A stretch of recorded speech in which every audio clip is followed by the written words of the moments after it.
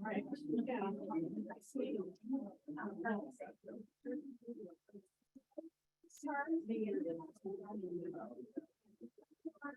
Good evening. Welcome. Please come on in and have a seat. I'm glad to see all of you here this evening for the 2022 North 65 Chamber of Commerce Candidate Forum. My name is Melissa Bettendorf, and I'm the Chamber Executive Director. We are here this evening to bring local candidates and community members together to engage in the democratic process and to provide an informative experience for voters. Tonight, we'll be meeting the candidates for Isanti Mayor, Isanti City Council, and Isanti County Commissioner, all districts. Before we get started, let's review the forum guidelines. Candidates were provided a copy of the guidelines with their invitation to tonight's event. Guidelines are posted at the door and are available at the entrance. The purpose of this forum is to provide information. It is not a debate. Questions must be submitted in writing via the online form, webinar Q&A, or note cards on site. No guest may speak directly to the candidates or moderator. Please address all of your questions to all of the candidates, as all the candidates will have the opportunity to answer each question.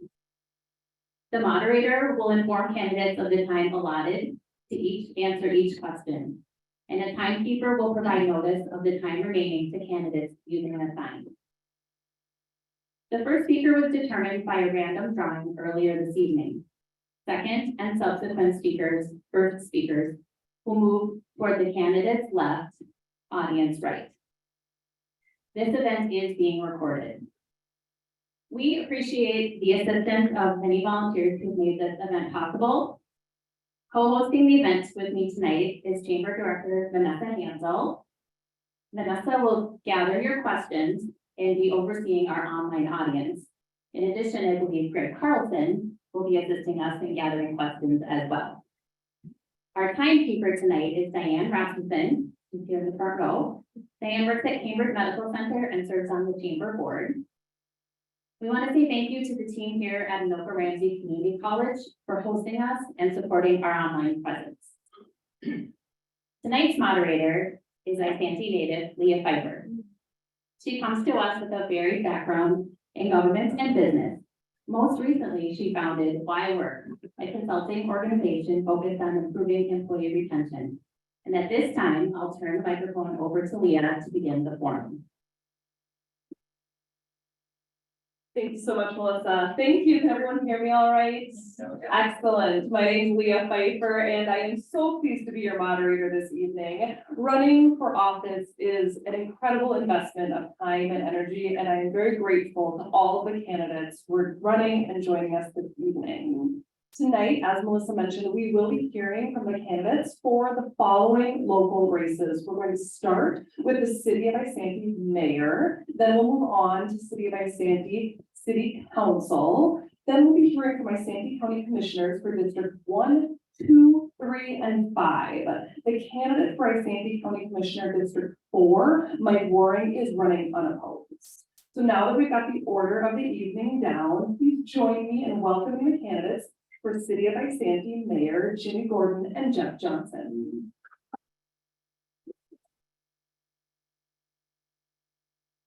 Thank you both so much for being with us tonight. I will go ahead and get us started with our first question. We will begin with an introduction. Will you each have 2 minutes to introduce yourselves? And in a coin toss, Jimmy, you were selected to go first, so 2 minutes.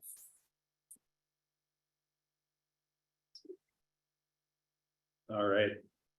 Is that on? I'll turn it off. That's better. All right. Well, it's great to be here. I want to thank the council for, or not the council, but the chamber for putting this event on, and all of you for coming. My name is Jimmy Gordon. I'm running for mayor of Isanti. And a little bit about me. I'm married. I've been married for 10 years this past August. I've got 3 kids. We've got 1 more on the way on October 13th. So we're excited about that. Lived in Isanti since originally in 2006, and I've lived there about 12 years. We spent 4 years out in North Dakota during the oil boom with concession units, and serving the Hungry Oil field workers out there. And I've been on the fire department in Isanti since 2018, so I've really enjoyed that new experience and getting to know those guys. I've been on the council since 2019, and I've earned the nickname as the financial watchdog of the council, so I'm pretty proud of that. And my wife and I are local business owners. We have the Jimmy's Pizzas in Isanti and North Branch, and then one out in Newtown, North Dakota. So yeah, and I'm running just to, I think there's a lot of principles and things that we can agree on that at a local level are just common sense kind of things, like protecting property rights and developing your property as you see fit. Building a strong community, doing things together and getting to know our neighbors and creating activities for people, and lowering taxes. We got to take care of police and fire and infrastructure and do the basic things of the city government really well. And after that, we need to be aggressive about lowering taxes. I think it's wrong for the city government to take any more of your money than it has to. And I think you're the best person to decide what to do and how to invest in your future, and not 5 people on the city council. So, and then just cutting red tape, making it easy for businesses to come to town and residential development to happen and that type of thing. So I want a small, efficient city government that stays out of your way.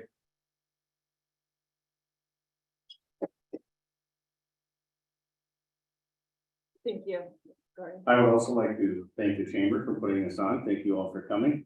My name is Jeff Johnson. I have lived in the city of Isanti for 6 years. I have been the mayor for 4 of those 6 years. I first ran. I don't have very much room here. So apparently, I have to lean forward. I am also married. Been with my wife 10 years, married 9. We have 2 children, 8 and 3 years old. I plan on staying in the city of Isanti for the next 15 to 20 years. I'd like to make the city a safe place for not only my family, but each and every one of yours as well. As far as taxes are the lowest they've been in 10 years. So any more lower, we're going to start cutting jobs is what's going to happen. And we don't want that to happen, because then the city suffers as a whole. So right now, the city's at a negative 3.25 tax rate. I take that to heart when somebody says they want to lower taxes when they're already low. As far as myself, I ran for mayor 4 years ago because I felt like we had a political bully in office then, and I wanted what was best for the city and the community of Isanti. I became the mayor, thank goodness, and I think we've went straight and forward in a positive direction in the last 4 years, and I would love to continue to keep doing that. I know there's a lot of questions of why are my taxes so high if you're telling me my city tax rate is negative. Our property values in the city of Isanti are through the roof right now, including my own. Believe me, I'm not happy about paying for it either. I know my house has doubled in the past 2 years as far as value goes, and property taxes went right with it. So I've always had an open door policy. I've always been transparent, and I will continue to do just that if elected 4 more years. Thank you so much. Thank you very much. We will start with you, Jeff, for the next question. You will have 1 minute to answer. What issues do you believe are most important to the citizens of Isanti? 1 minute. I think tax rate is very important. I know campaigning, I hear that a lot. My taxes are through the roof, and I've already explained once that our property value is through the roof, and therefore our property tax rate is through the roof as well. In 4 years of being mayor, the city tax rate was 0%. My first 2 years, -1 1/3 and -3.25 the 4th. We actually just met, the city council and I went over the budget session, and it looks like in 2023, it's going to come out at -2.37. So we're going the right direction with a tax levy, or I should say a tax rate, and we're going slowly up with the levy. So we're slowly getting there. The thing that I've learned in 4 years is government doesn't move fast like we'd all want it to, including things that we try to do at a city level. Doesn't move that fast. Takes time, but we're headed in the right direction. Safety is another thing. I have about 10 seconds. Oh, I'm finished. Safety is another one. So I got told, and I'm not disobeying this young lady. Thank you. 1 minute. Yeah, I mean, I think, when I've been outdoor knocking and talking with people, I mean, you might talk to 100 people and get 100 different answers on what's most important to them. It's amazing to see the variety in answers, but I would say probably, far and away, the most important thing that people are concerned about is taxes and they just keep climbing and yeah, maybe the value of the houses that are going up, but it's also, there's other parts of it too that an amphitheater for $236,000 last year is a prime example.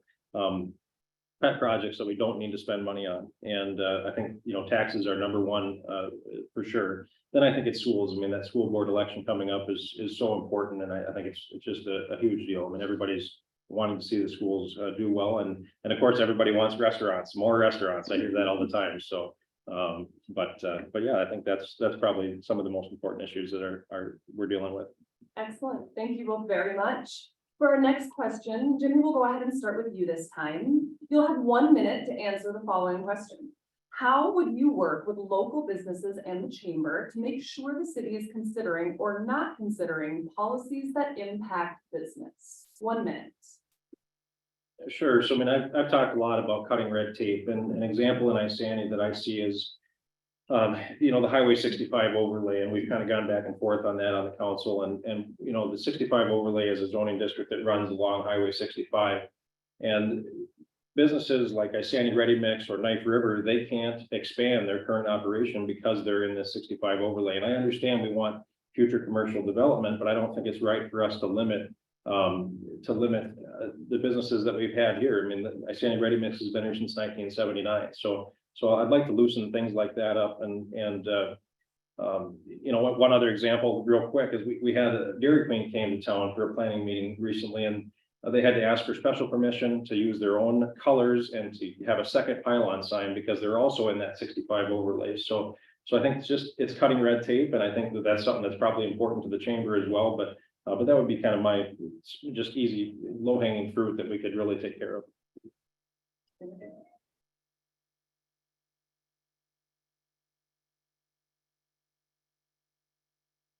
Making sure my timekeeper is Yeah. ready there. She's on. So I think in the past 4 years, I think the chamber's always had a good relationship with the city. I think it's got even better in the past 4 years. The chamber has done amazing things for the city and its businesses. As far as the Highway 65 overlay project, that was implemented before I got there. And the council and I have bent many corners to not be so strict in that area. Caribou Coffee Cabin was one. I actually was the one that said, we're not going to make a stake over the colors of Dairy Queen, are we? And lo and behold, the council said no, and it went forward. As far as other businesses go that are pylons of our community, I think if you came and talked to the city council, you would be more surprised than not. I think it's been very much more business friendly in the last 4 years than it has in the past 10. Excellent, thank you. And you can go ahead and keep the mic because you'll have 90 seconds to answer this next question. Do you believe that there are policies or red tape that could be changed or eliminated? If so, what is your top item? Why do you feel it needs to be changed? And how would you accomplish that? I do got one council member to the right of me, so he couldn't disagree with the fact that we went through a lot of policies through the city of Isanti in the past 4 years, and we've made it a lot more community friendly. There was a lot of nonsense policies in the city policy book. Literally, the book went from this big to half that size in 4 years. Some of them are crazy. I think I mentioned to you one time there was one that you couldn't have a pink flamingo in your yard. I found that one, and we filed G'd it. Just nonsense things. It was kind of ridiculous. It was old. It was outdated. And in the past 2 years, I believe it was either 2 to 4 years, we went through that book with a fine tooth comb. I think it's important that the city level of government becomes more friendly with this community. Because ultimately we couldn't do our job without you, and you guys could not live the way you want to live without us. So it's a tag team effort between us as well as our residents. So I've always had an open door policy.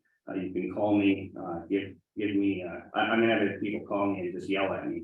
But by the time I'm done talking to that individual, they seem to be in a different mindset by the time we're done talking. I have an open door for that. You can call me, talk to me, give me ideas, complain, yell at me, whatever you'd like. That's what I'm here for. I keep turning this off. I don't know why. Yeah, I mean, I can give kind of an example of somewhere else that I'd still like to see improved as far as red tape and that kind of thing goes. I mean, I talk about protecting property rights. And a couple of years ago, we had a gentleman come before the council and he wanted to build a secondary structure on his property. It was a shed or a two-car garage, actually, is what it was. And there was a city ordinance, and there still is, that limits the size of an accessory structure based on the size of the primary structure. So he's got an old house on Broadway Street in the oldest part of town that's very, very small. And so he wasn't able to construct that because it didn't fall within that. So when I'm talking about protecting property rights, that's the kind of thing that I mean. I want it to be, real substantial things that we need to change, that you should be able to do what you want on your own property as long as you're not hurting your neighbor. And I think that's a starting point. That's where we should kind of look at each of these situations that we come into contact with, is how do we maximize that property owner's rights? And I think, there's certainly a point where, nobody wants a junkyard next door, but there is a point where that right stops and, you can't do certain things that are gonna, hurt the value of your neighbor's property or something like that. So, but those are the type of things that I'd like to see changed and that are important, I think. Thank you very much. For our next question, you'll have 1 minute. If you were awarded a grant of $1 million for the city with no limitations, how would you spend it? 1 minute. This is probably not gonna take me a minute, but $1 million doesn't go very far. So I think we've got a stoplight that I think we should put in on Highway 5 there next to Quick Trip, the Dual Square Mall intersection. And the county is hopefully going to work with us on that. So maybe that's a question we can ask the county commissioners tonight too. But I think the project, I believe, was somewhere around that $1 million mark, but I suppose that would be probably the easiest way to use that money up, and I think probably the most important way we could use that money up right now. So.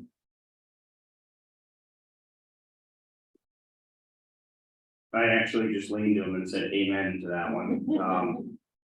That's a good one, by all means. That stoplight was, they wanted to do a roundabout, which I'll admit I don't like roundabouts. It confuses more than it helps.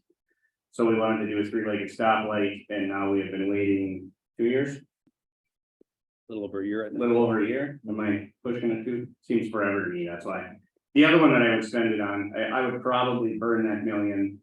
I shouldn't say burn, that's a bad choice of words, but I would use that $1 million in public safety. That Highway 65 or 5 and East Dual would be one. The other one would be on 8th Avenue in County Road 5, where the kids are crossing County Road 5 going to the intermediate school. We just had 2 kids struck by a truck last year. And we need some yellow beacons out there to slow traffic down while school hours are in. So that would definitely be 2 projects that I could use that money on. And bottom line would be public safety.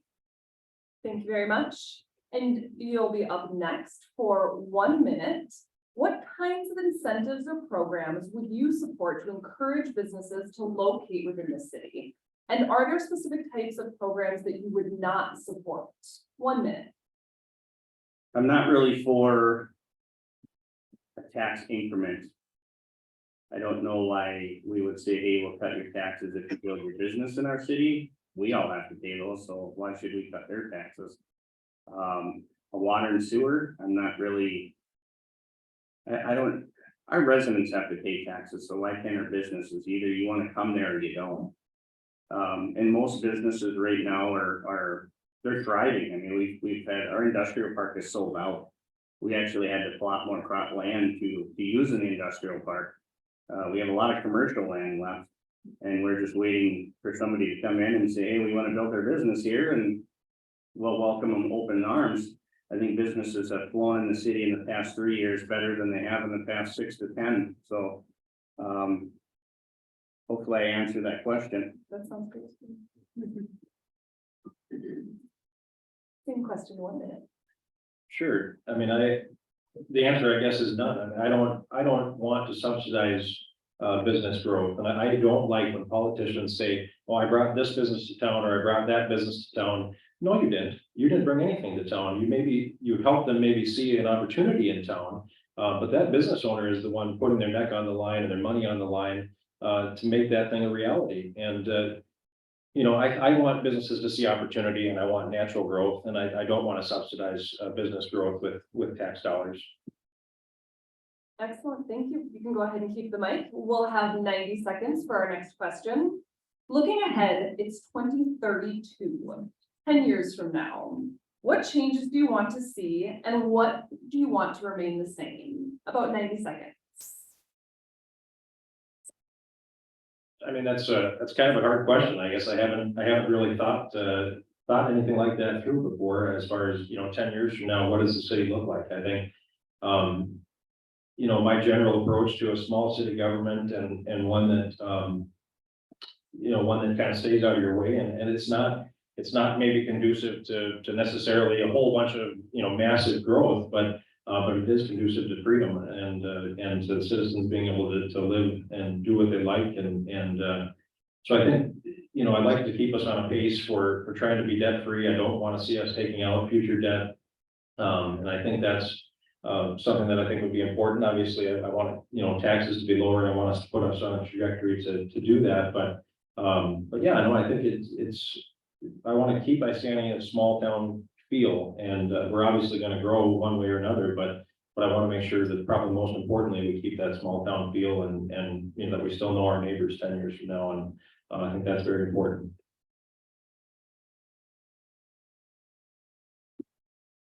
I actually couldn't disagree with that one. Small town feel seems to be important to me. That's why I moved to Isanti in the first place. I'd love to keep that small town feel, but at the same time, I think everybody realizes our city's going to grow. What some people don't realize is that we have no control over that. If people want to come in and build in the city, we can't say, no, we don't have room, or no, you can't. Because then ultimately they sue the city, and we're spending more in tax dollars for lawsuits than we would be just letting them come in. So we have to welcome them open arms, which we have. Everybody in the city knows it's growing. We've had about 2,000 people in the past 40 years move into the city, give or take. The small town feel is also important to me. I'd also like to, I totally just blanked what I was going to say. That a son of a gun. I am human. See, I make ears. Oh man, I forgot what I was going to say. That small town feel is most important. I couldn't agree with you anymore. As far as mom and pop shops, I would love to see more of them coming in our city, and more diverse businesses as well. We do have a Tibetan community that came into Isanti. I'd like to see Tibetan restaurants and shops. A lot of people don't know we have an African American community, and I'd love to see the same. Miss Timekeeper has got me just flashed at me. I'm done apparently. Thank you so much. We all appreciate that. And we've got 1 minute on the clock. You can go ahead and keep the mic. How will you continue to engage voters in important city decisions if elected? Transparency. I've always been transparent for 4 years. I've always, which the city administrator is in the audience, I'm not going to point her out, but I've always told her for 4 years, no matter what we do, let's put it on Facebook. That to me was huge transparency. A lot of people use Facebook, a lot of people don't. So let's put it not only on Facebook, let's put it on the city website. Let's put as much information we can in the Isantian. Let's put as much information as we can in our local newspapers. Let's not hide a thing from any resident within the city of Isanti. And I feel like we've done that in the past 4 years, and we'll continue to keep doing that. This I have kind of thought about recently a little bit more. We used to do a print version of the Isantian, which was pretty substantial as far as cost went, and we decided as a council, myself included, that it was probably not enough of a benefit to spend the kind of money that we were spending on it. And the more I've thought about that lately, I think we probably can kind of condense a lot of the information that we used to have in the Isantian down to probably a single flyer, a 1-page front and back. And I think I'd like to see more of that, print material out. That Facebook is great and it's important, but you don't always know if you're engaging people really all that well. And I think, a flyer in their mailbox is not all that expensive. And I think it's something that maybe we could do a little better job of kind of getting the word out that way in a printed form. So that is something I'd like to maybe think about bringing back. So. Excellent, thank you. This will be our last question, and then we will have a minute for closing statements.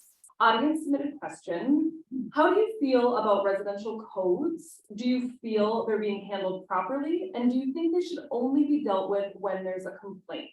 We'll have 1 minute on the clock. Yeah, I think, there's certainly things that I've already mentioned as far as protecting property rights and being able to improve your property as you see fit, as long as you're not hurting your neighbor. And so we've already kind of hashed out some of those things. Right now, we are set up on a complaint basis, and I think that's probably the right way to handle that. I think if there's a neighbor that's bothered by a situation, it's just a phone call away to our code enforcement officer. And I don't like the idea of the city going out and trying to find things to pick on residents about. I just don't think that's our place. We work for them. It's not the other way around. And so I think the way that we're doing it right now with the complaint-based system, I think is probably best to continue that. So 4 years ago, when I came in as mayor, this was totally different to where I think I campaigned on. I would change that I would go to complaint basis, because everybody kept telling me they felt like they were being picked on. The city was taking pictures, they were giving, plain and simple as the old FU letter, and they were told to fix it or else. I think the complaint basis is also a good way to handle it. It was changed that way for 3.5 years ago, maybe. I think about 3.5 years ago, it was changed to the complaint basis. The council and myself agreed on that. And I don't think there's anything wrong with that. My famous line is that if it's not broken, why fix it? Excellent, thank you so much. I see that we do have time for one more question, so this will hopefully be a good one. How will you work with other elected officials to govern? 1 minute. I think I have a pretty good relationship with all the elected officials. I've never been one to sugarcoat anything. I can't lie to save my life. I would ask my wife, but she would get up and tell you how poor of a liar I am. So I just don't do it. So I talk to these guys like they're more of a council member than a different elected official. The council member and I, we have a lot of good conversations. Sometimes I'm blown away at how well our conversations go. Don't get me wrong, we do have a few that get escalated, but at the end of the day, we respect one another and we move on. So I feel very confident in the fact that there's not an elected official that I couldn't get along with. Yeah, I mean, I think, I love a long meeting, and the council meetings, the longer they go, the more I enjoy that. So I think I like to see people talking, and I like to see conversations happening. And different ideas being brought up. And I think that's just so important. And just like I said earlier, when you have 100 people that you go talk to, I mean, you're gonna get 100 different answers and a lot of them are gonna be good and good ideas to work through. And like I mentioned, you know, as far as, you know, working with the county to get something done with that stoplight, I think that's a good example of kind of the things that we should be looking for help on. So, so yeah, I think, you know, that's all I would do about it. Thank you very much. We will have 1 minute for both of you to enter your closing statements. Yeah, I mean, I just want to thank you all again for coming and for listening to us talk and it's been a lot of fun. This is the first time I ever got to do anything like this, and it's a kind of a dream come true. So so I just really appreciate your attentiveness and I sure appreciate you keeping me in mind for November 8th. And I want to keep that city government small, keep it efficient, and keep it out of your way.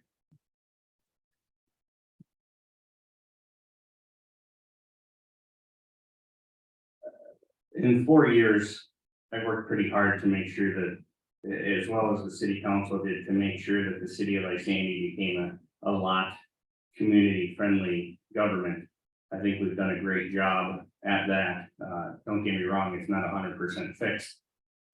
We still have some to go, but we're going the right direction. Our tax levy, I always say that, our tax rate is going down, our levy is going up. Maybe a little slower than most of us want. However, it is going in the right direction. We're at a negative tax rate, our bills are paid, and we're giving our community amenities. I don't know, as a taxpayer, I don't know what more I'm gonna ask for. As a city official, I'm sure a lot of residents could ask for more, and that's why I have an open door policy. You can call, you can email. I don't think there's one day that I have rejected a phone call. So I look forward to hearing from each and every one of you and hopefully November 8th, keep your fingers crossed, we keep going. Thank you. Will you please join me in thanking our two candidates?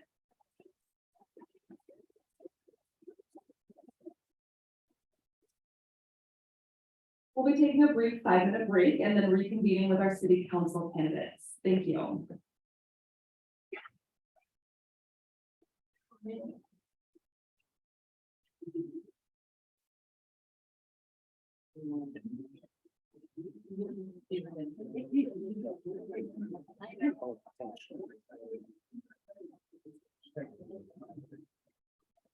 Yes. I'd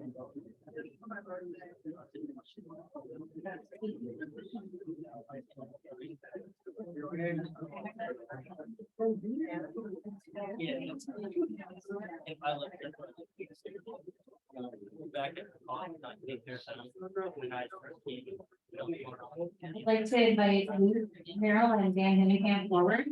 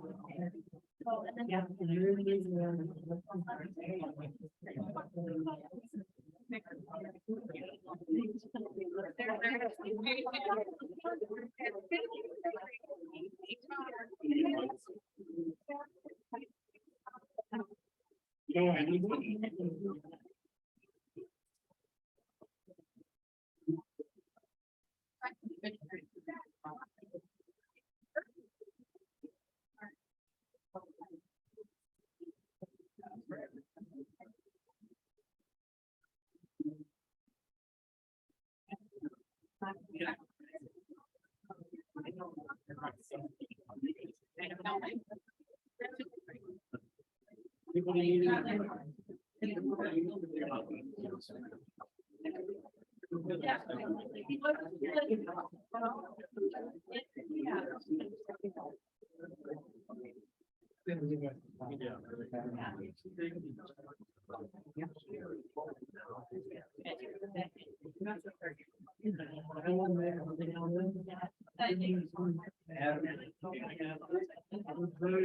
could you please join us over here at the side of the stage for a quick orientation?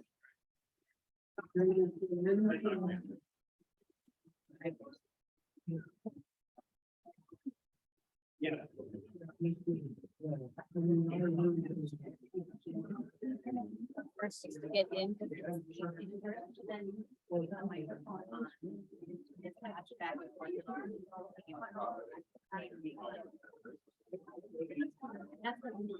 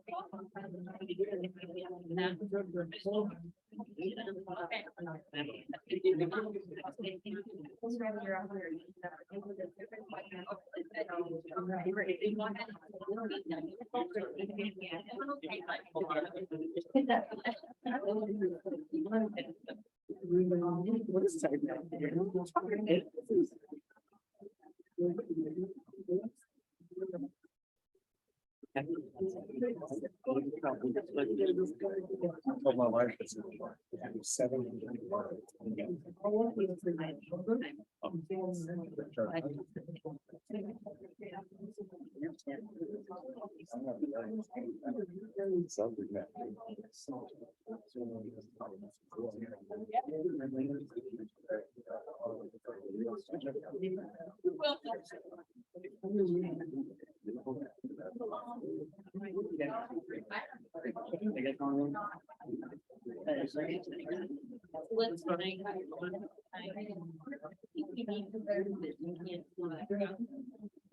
The middle piece is right.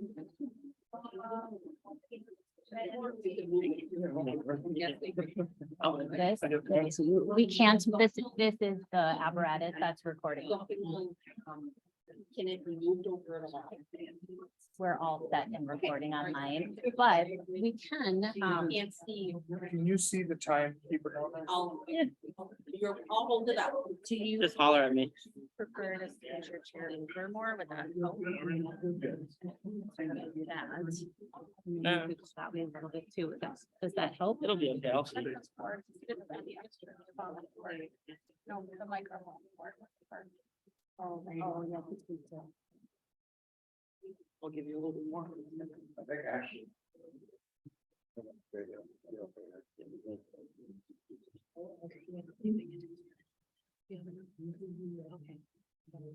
See, okay?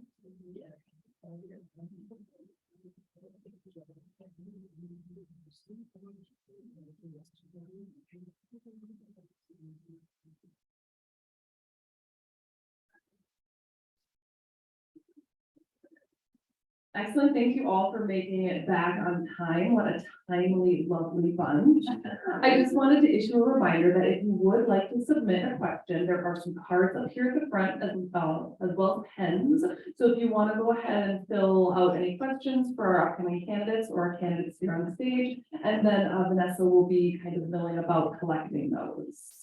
So we are here with our 2 city council candidates, and we'll go ahead and get started by allowing them to introduce themselves. You'll both have 2 minutes to start with your introductions, and in a coin toss, Luke, you were selected to begin. Good evening. Thank you for being here. I'm really excited for this opportunity. I think it's important to be involved in your community. My name is Luke Merrill. I've lived in Isanti my entire life, 30 years. Denise and Dave are my parents. I went to Cambridge Isanti High School. I was pretty involved in high school. Graduated with honors and all that, and went to UMD. I got 2 bachelor's degrees from UMD. At UMD, I was involved in, I was the president of the economics club, president of the psychology peer advising program, and I was just like always trying to be a leader. So after I graduated, my dad was really sick, so I came home and I moved back in with them, and I was taking care of my dad. And at that time, I started seeing some weird things going on at the city level, some things that kind of popped up, some red flags. The previous mayor was not doing things that were very nice to the community, so I started going to all the meetings, basically combing through everything with a fine tooth comb, and I wanted to try and impact the city and create change. So I actually got on the planning commission, and then about 4 months into that, the old mayor found a way to basically bully me out of that seat, so I could no longer say anything against what was going on in the city. And at that time, Mike Waring, the county commissioner for District 4, basically appointed me to the park board. So I'm on the Isanti County Park Board right now, and I've been really involved with that. And basically, I want to keep being involved and help the community I've lived in and I love. So that's me. Good evening, my name is Dan Hinnenkamp. First of all, thank you to the chamber for hosting this. Appreciate the opportunity to get our opinions out there. My name is Dan Hinnenkamp. My wife Elizabeth and I moved to Isanti in November of 2020. I'm originally from Duluth, a small neighborhood in Duluth called Gary, New Duluth. And when I was 22, I was elected to, or I was voted the president of the community club, which is basically the entry level point of government in Gary, New Duluth. I was 22 years old. I held that post for 4 years. Also at 22, I started a community festival from the ground up in a community that hadn't had one, called Far West Fest. We're on the far west end of Duluth. It didn't take a rocket scientist to come up with that one. As I said, we moved here about 1.5 years ago. We're ready to start a family. We love being in Isanti. Last July, there was an opening on the Parks and Rec and Culture Board, and I applied and I was appointed to that. And so I've done that for over 1 year now. And my dad always taught me to be of service. So if you're not gonna get involved in your community, don't say anything when it doesn't go the way you want. So use your voice and go with it. So that's why I'm here and seeking a city council spot. And just look forward to making it a positive environment. Not that it isn't now, but there's always room for improvement. So thank you. Thank you very much, and please join me in officially welcoming both of them to the stage.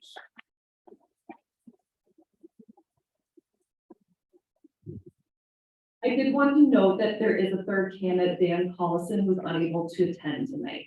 So we will go ahead and dive into the questions, and I will be giving you 1 minute for the first question. If you'd like to go ahead and start, Dan, what issues do you believe are most important to the citizens of Isanti? 1 minute. Yeah, I think I echo the mayoral candidates with public safety, right? Like, that's the one thing that we just want to know that our community is safe, that we're gonna have good response times. But also it's safe to, move about, like obviously the traffic light's a big one. We have some issues on Highway 5, escalated sometimes by a train, right? It becomes a mess, so making sure, obviously, if it's gonna be inconvenient, it should at least be safe, right? So keeping public safety there and making sure that we're policed at the level of our growth, right? So as Isanti grows, we want to make sure that our police and fire are ready to accommodate that growth as well. So I think those issues are the most important. And then just making sure that as Isanti grows, the current residents are being considered. It's great to bring in new people and new businesses and new homes, but I hate to say it, we're here first, and we just want to make sure that when we're growing, we're doing it responsibly. So I have a similar perspective on that, but I want to expand more on the small town feel. I think it's important that we are basically living in a community that's affordable to live in. The economy is kind of scary for a lot of us right now. I have a BA in economics from the University of Minnesota, and I see a lot of economic triggers or precursors that are really scary for a lot of us. I know a lot of you guys see the inflation, and I think that if we can sort of limit what the city spends on unnecessary items, I think that's super important. Obviously, public safety is huge, but you have to walk a line of what's affordable and what's over spending. So that's my opinion on that. And just keep the town feeling small. that's what we're here for. Excellent, thank you so much. You can hold on to the mic. We'll start with you for our next question. What do you hope to accomplish as a city council member? 1 minute. Okay, so this is a really important question for me. I don't think the city council right now puts in enough effort in collecting data on what people actually want. So I have a psychology degree as well, and in that psychology program, we actually did surveys and got real data to make decisions based on that data. So right now, the city of Isanti does 0 surveys, they get 0 data from any actual members of the community. The only thing that the city council does is talk to people, but based on the lack of effort that I see in city council, who's one of them's not here right now, I don't think they're putting enough effort in their community to actually make informed decisions on what people want. And I think that's important. Statistical data is cheap to get, especially with Facebook. You can get crowdsourcing information super cheap, and I have experience with that. And I think it's just important. If you're gonna spend millions of dollars, you might as well get some sort of data. Yeah, I think one thing that I want to accomplish is kind of something that I mentioned in my opening statement. I think that Isanti obviously is poised for tremendous growth. And we don't see any end to that growth anytime soon. I think that it's really important that we plan for that growth responsibly. So obviously making sure that the residential areas are zoned right, but also allow for commercial areas that are in the outlying areas. And just make sure that it makes sense long term and that we're looking ahead 10 years. 20 years, what does that look like for our children? Maybe what does that look like for our grandchildren? It's tough to say, but we should at least try to envision what that can look like there. And also, I want to, as I mentioned, I was in a community club and they didn't feel very accessible. And I want to make sure that as a city councilor, there's a level of accessibility from the citizens to say, you know what, I have an issue and I'm not afraid to go talk about it at a meeting or contact them. So making it accessible also is important. Excellent, thank you. You can go ahead and hold on to the mic. Building on that vision for 10 years out, imagine that it's 2032.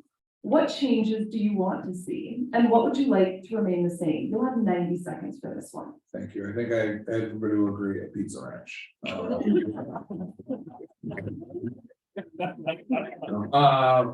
What changes to Isanti?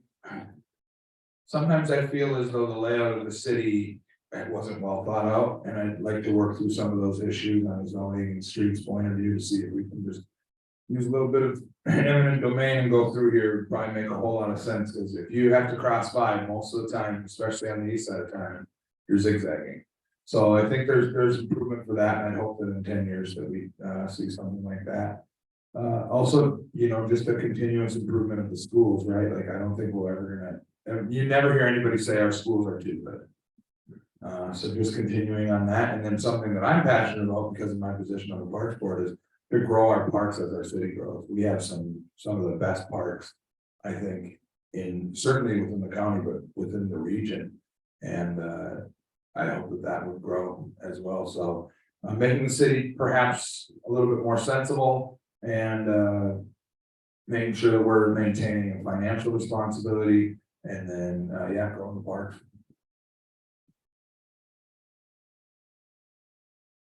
Okay, for a 10-year plan here, I want to touch on something about the Isanti liquor store. Now, obviously, I think it's a good investment for the city because the city makes money from it. But I don't necessarily agree with how they had to take bonds out. So basically get a loan to build the liquor store. So that's costing residents hundreds of thousands of dollars in interest. So I would like to see less projects like that where it costs us long term. You could plan for that stuff way ahead of time. They knew this stuff was coming. You could have taken that $257,000 or $250,000 that was spent on that amphitheater, which is relatively unused, paid off some of that debt, and that would save the city residents money in taxes. Everything you spend, the resident has to pay back at some point or the other, especially it doubles basically when you're paying compound interest on loans or, you know, bonds like that. Obviously school stuff is important, like Dan mentioned. Our kids are our future. If you don't invest in school, you don't have anything. Obviously, I invested in school. I thought it was important for myself. I'm really financially, I try to be financially responsible. I paid for my college out of my pocket while I was going to school. I finished 2 bachelor's degrees in 4 years, paying for it all myself. I worked, and you know, it's not that difficult to be financially wise and make good decisions. You just have to think ahead of time. And I think that could be improved on. And as far as a 10-year plan, that's huge. I mean, 10 years out is something you can plan for right now. So Thank you very much. For this next question, we'll have 1 minute. How will you work with local businesses and the chamber to make sure the city is considering or not considering policies that impact business? Sure, so the biggest thing that got me involved with the city was the hotel project. So obviously, I believe that growth is huge, but you have to do it in a way that's smart. You can't do it in a way that affects residents poorly. That hotel projects cost our taxpayers $1.2 million of our money in the long run. And I think a business should be responsible for their own. They should pay their own way. If you think a business is going to be successful here, sure, you can get some incentives, but you shouldn't be paying for a huge portion of the project with taxpayer money.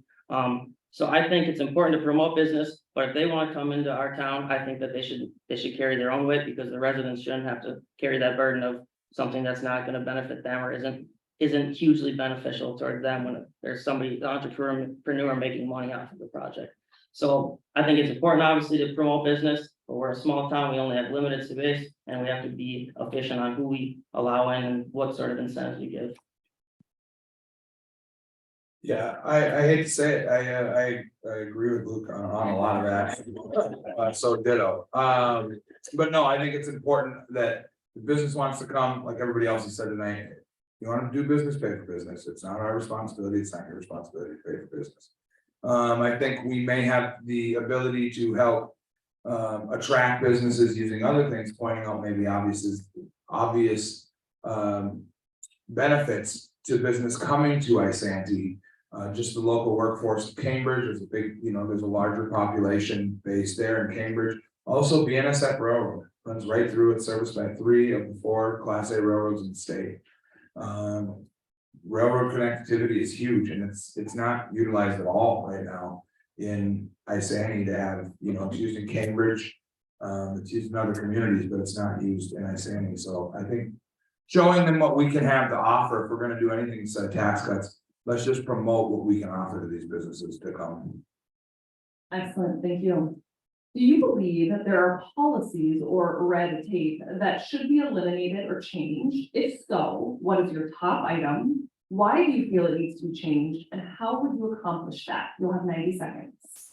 Yeah, I have to be 100% honest. I'm not up on the red tape. I'm sure there is. There always is in the community that should be, but I think it just echoes off what the previous question was, right? Like, we need to make sure that maybe we have shovel-ready sites, so that when they come in, they're ready to go, because business is booming right now for a lot of people, and if they can't build in Isanti, they're gonna build elsewhere, right? So we need to make sure that we're business friendly in that sense. And we're not giving them the incentive, but when they come and they want to be here, let's do everything we can to be ready for them. So business readiness, I'll leave it at that.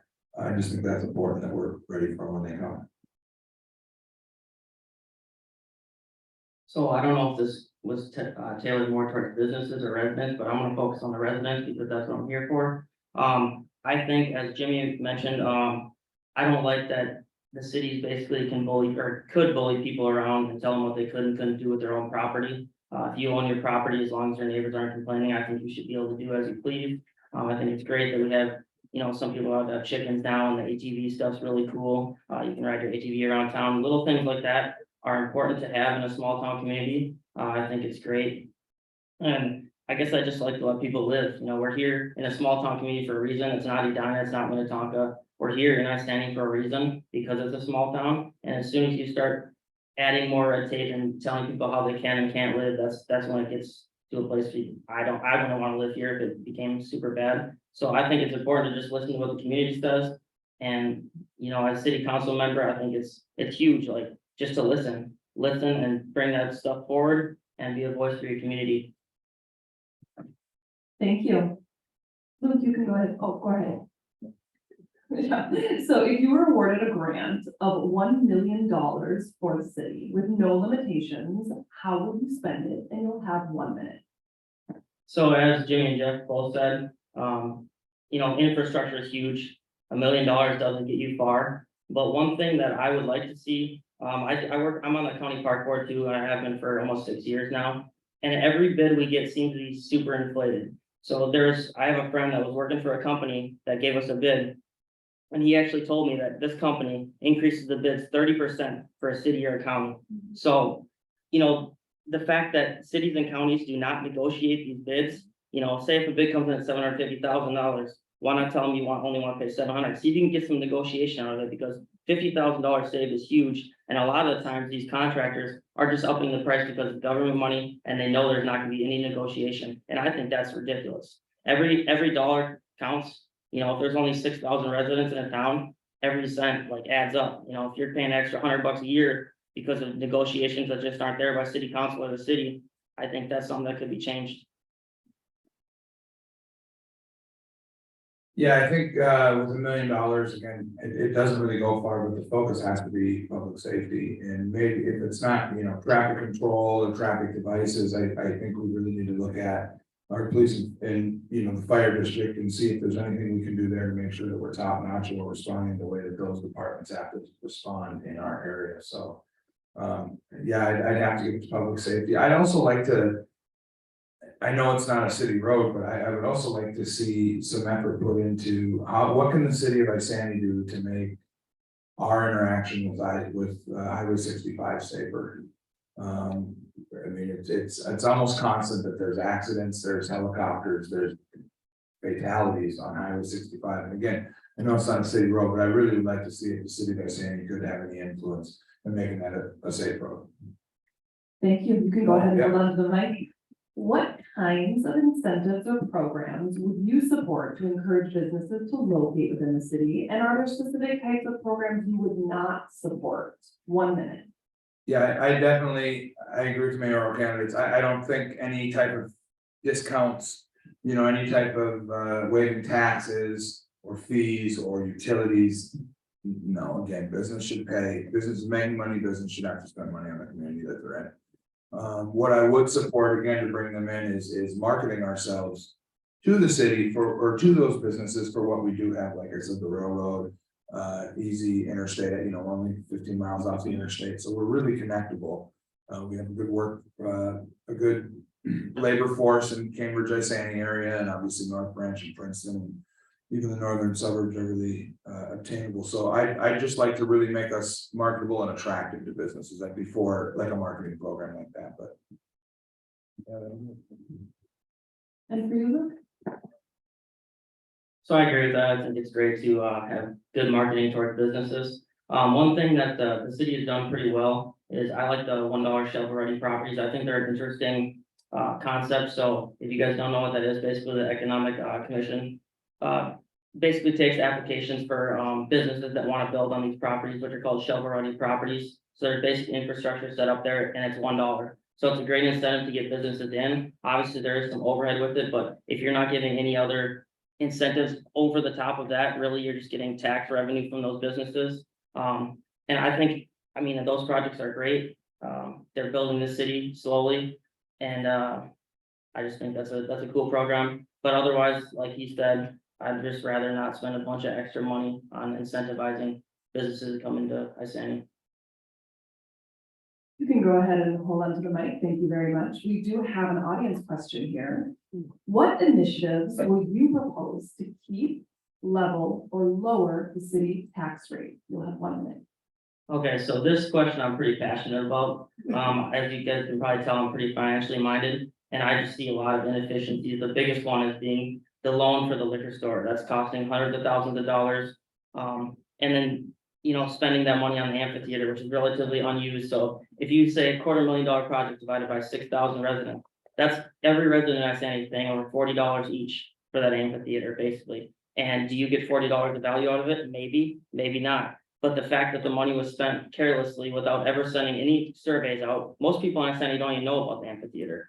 So I think it's kind of ridiculous that we're spending, like I said, millions of dollars of taxpayers' money every year and not getting any sort of data on what people actually want, when you can so easily harness statistical data from social media nowadays, and you can literally make decisions based on a dollar amount and then surveys. It's super simple. So I'd like to see that change and just become more efficient with money.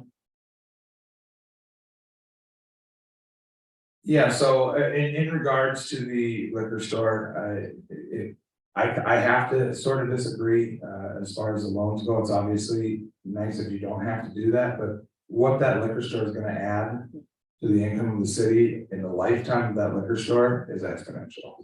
And anything that that liquor store brings in, is another reason taxes can go down as we continue to grow. So however, we had to get the liquor store financed, I think was a good move, and it's gonna pay off big. That's my opinion.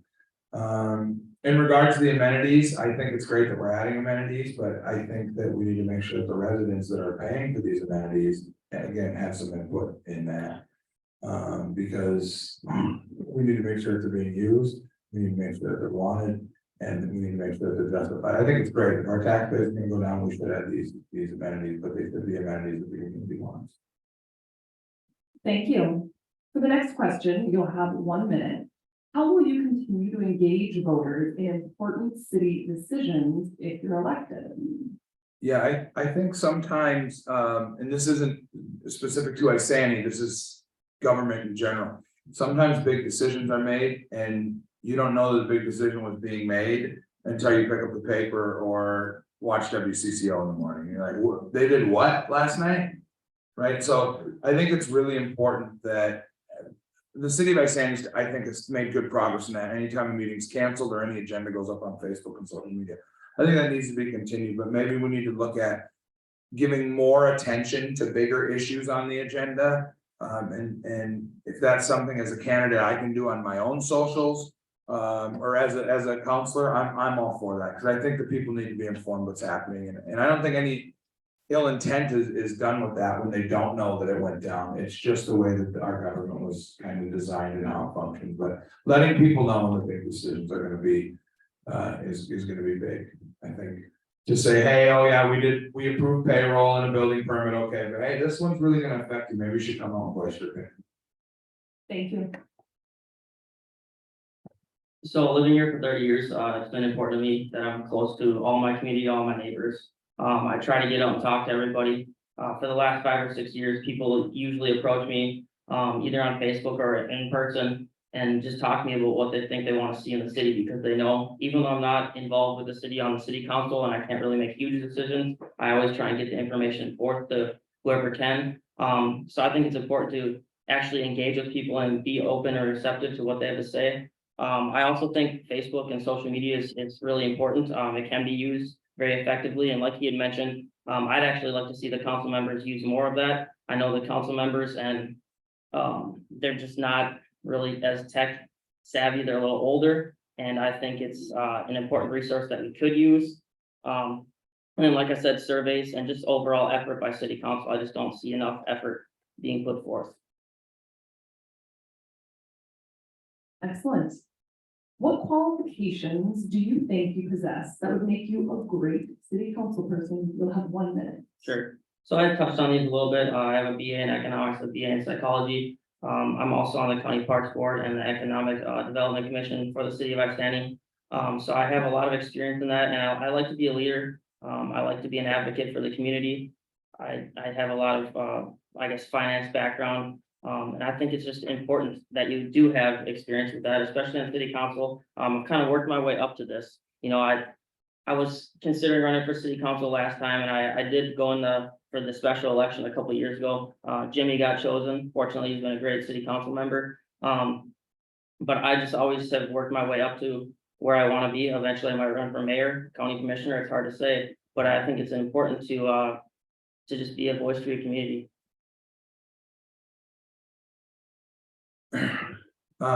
Yeah, so I think that as far as, you know, as I mentioned, I started in local government rather young at the age of 22 in the community that I was born and raised in. At that point in my time, my family had been in the community probably 104, 105 years when I started that. So we had some history there. Most of us have been kicked out. No, but I think really what shows is that Isanti has 6,100 residents right now, and there's 2 of us here, right? We have an interest and a passion in our community for different reasons, right? He's long-term. I've only been here a little bit. What makes me special is obviously, maybe some of you know I'm a stand-up comedian. And so I tend to bring a little bit of humor to things. And I think that just puts a different light on it. It's serious business, but it doesn't mean that we can't have a little fun in the process. So I care deeply about the community. I like working with others, and I think that makes me special. Well, maybe that's an excellent segue into our next question. You'll have 1 minute. How will you work with other elected officials to govern? I won't. No, so my mother taught me to talk to everybody that you can. Always talk to people, life's about the story. So it's really easy for me. I'm a people person to talk to people. And as long as we keep focused on what's important, right, which is the constituents and the history, or in the future rather of Isanti, it's not a problem. We can figure it out. There has to be an answer. If we're committed to finding the answer, we'll find the answer. So I believe in small government, and I see on the government levels, I think there's too much buddy stuff in government. I obviously work with people in the positions I have right now, and I think it's important, but I think there's too much of that. It's too much of I help you, you help me type of thing, and I think that leads to corrupt and bad government. Obviously, I work with people that are doing the best for the community, but I'm not gonna kiss anybody's ass, and that's just point blank how it is. Like I said, it's important to work with people, and I have in the past, you know, being on the county park board, we work with, you know, the county commissioners. There's one that's on our actual board. And it is important. I'm friends with Mike Warren. He does a great job for the community. He's always community based. He always has been, and he promotes the community. And I think those are the type of people that I would like to work with. The people that are there for the community, not for themselves, not for the big government, because we're a small community and that's what we need.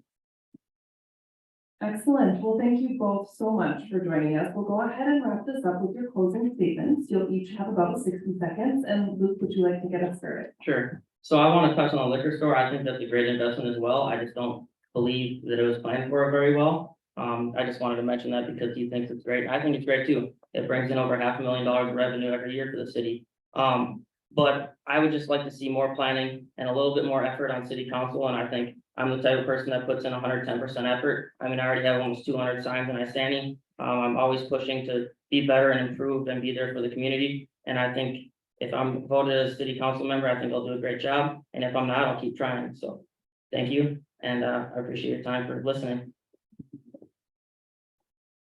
I'm just kind of want to think this out. Yeah, so I think that it's really important to me that city council and city government as a whole feels accessible. And that's really what I'm going to try to focus on. You have an issue, let me know. If you're not sure what's going on, let us know. If you've never been to a council meeting, even if nothing pressing's on, get to a council meeting. There's plenty of seats and there's pretty much always empty ones. Come on out and see us and make sure that you're aware of what's going on, because things can happen kind of fast. That's your community and you should, you should have a say in that, or at least knowledge of what is going on. Yeah, it's funny because like I said before, we have passion differently, right? Short term, long term, but the average age of a resident in Isanti is 33, I think, right now. And I'm 34, so yeah, I just want to represent the young guy raising a family and doing it right. I hope that I'll get the opportunity to do that. Thank you so much. Please join me in thanking our council.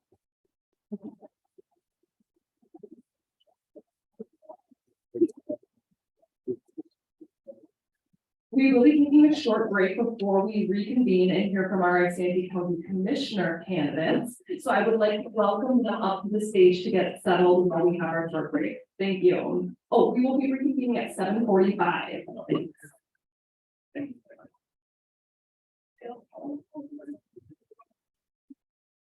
Thanks. Oh.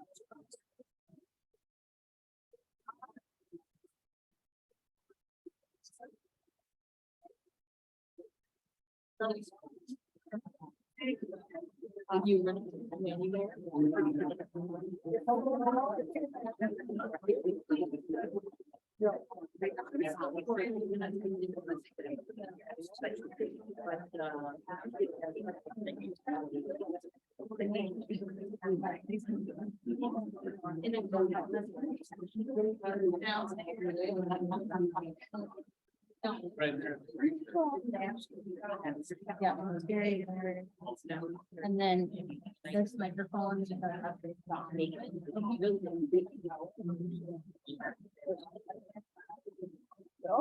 And we are live on the outlook, so anything you say up here.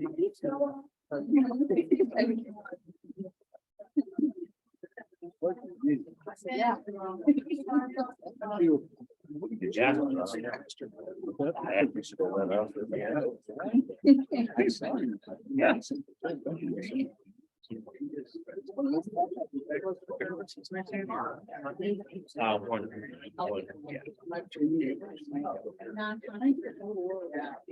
I'm gonna need Bill and sing. Okay. Yeah. Good. Yeah, no, that. Okay. All right.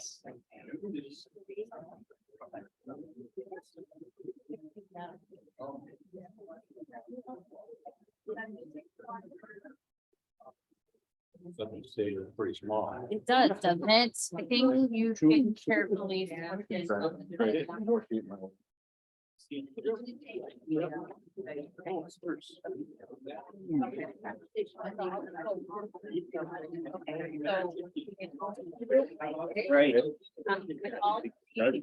could be able to be.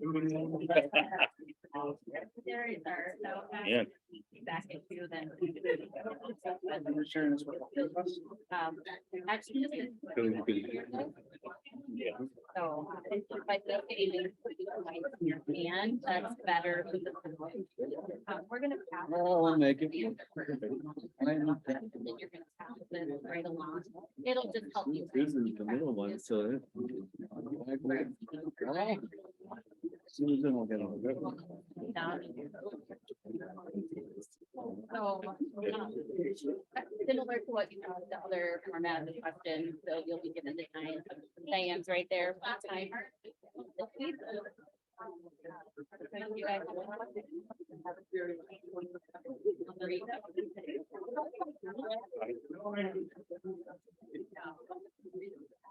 And then this is the camera, this is our web presence, so. Look at that. How Down at the audience. you can look wherever you like, it actually scans to you when you start talking. Yeah. Okay, and so you guys have that, the mics are off right now, but you can leave it on, you might be able to turn it, or you can take it out. I noticed people do need to get them kind of close to their mouse, on the right. And so I know you guys probably heard, but I want to make sure all of these. On off, make sure you're on the microphone. You can have it turned on, you can have it on, but the sound guy is right there in the booth, and if we're having feedback issues with off your mic on the. With the tables that are not turned on. This is our answer first. We're gonna start down at the end with Alan. First, and then move around with it. This was just a fun little idea. You guys can help us. It is helpful to keep you correct. So similar format to the question for us. Previously, Diane of our timer, she's right there. What's that? And the waters are here for you. You guys have. Yeah, it's a deal. Okay. So we drew earlier for the seating for each office, and then we drew overall. From the very beginning. So it just happened to be that we started at the beginning and ultimately we did a generator. So. Long as it's legit, you know. Right. Absolutely. So, I like the, you know, I like. you want to reshuffle all of them? I don't. Okay. Keep it moving. Okay. Yeah, and so, we have taken a short break. I think we'll give people just another minute or two. We had a couple minutes ahead of schedule. Yeah, So, good. yeah, absolutely. Yeah, last call and then now we do have time. Yeah, no problem. But- You're a little bit, we're walking past the face. 30 last night. I'm like, oh, it's gonna-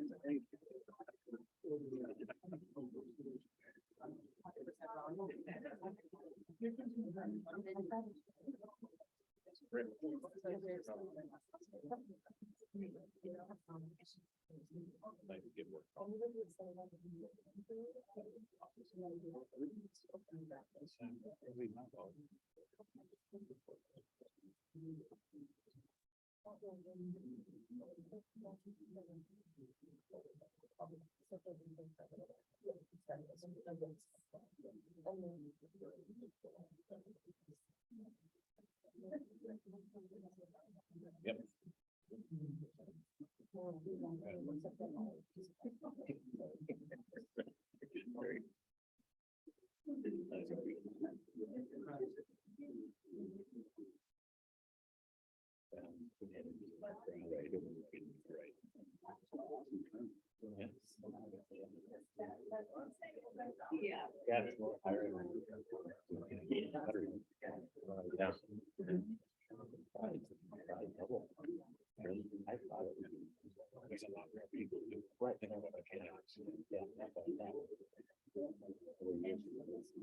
Yeah.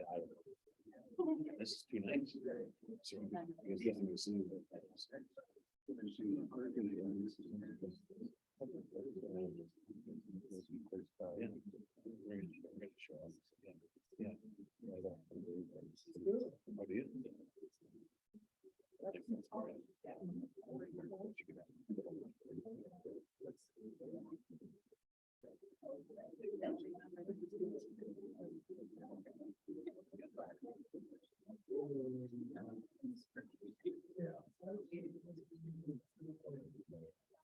for my previous youth campers, this was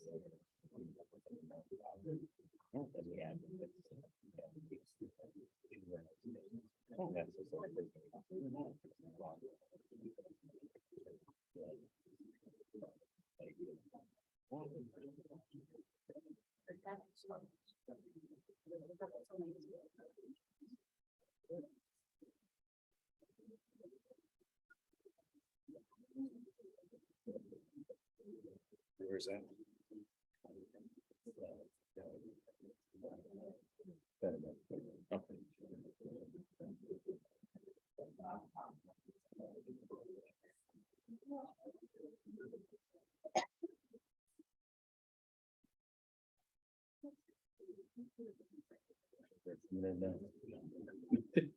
You know, we can all, yeah, we can. Yeah, we can all.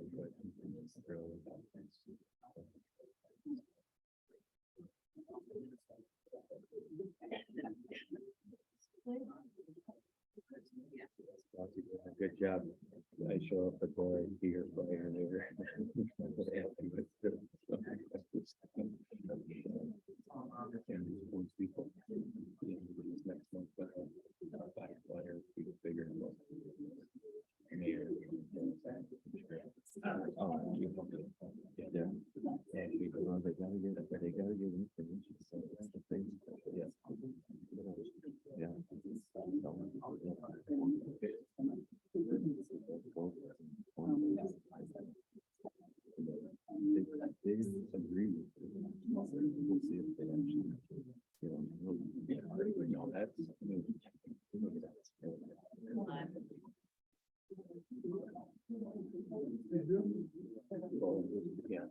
Thank you, everyone. I hope you had a lovely break and welcome back.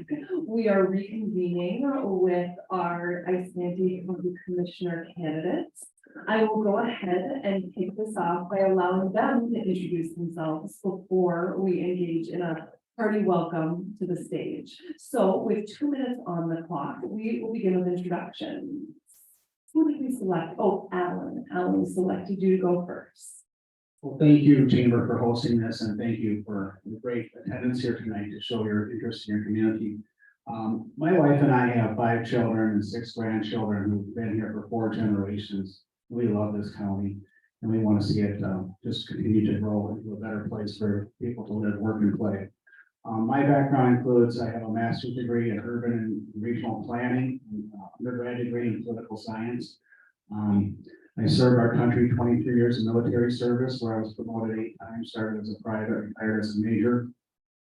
Served 6 years in elected office, 2 years as an Isanti City Council member, and 4 years as a county commissioner. I'm the author of 2 books on restoring government, principles for that citizens can do activities to regain a lost government. I speak around the country on that. In case you haven't noticed, there's a lot of animosity towards politicians nowadays and politics, and it's time to regain. This country has fallen on some phenomenal principles, and it's time to bring our country back to those great principles of serving the people that we're entrusted to serve. My wife and I also ran a family business for 12 years and handed that company over to our kids to take that so that we can have time to run for this office. Thank you, sir. And good evening, everybody, and thanks for having us. I was talking to Melissa earlier. I'm a former president of the Chamber of Commerce. I think way back in maybe the 90s sometime. I think it was before Melissa was. But thank you very much. I'm happy to be here.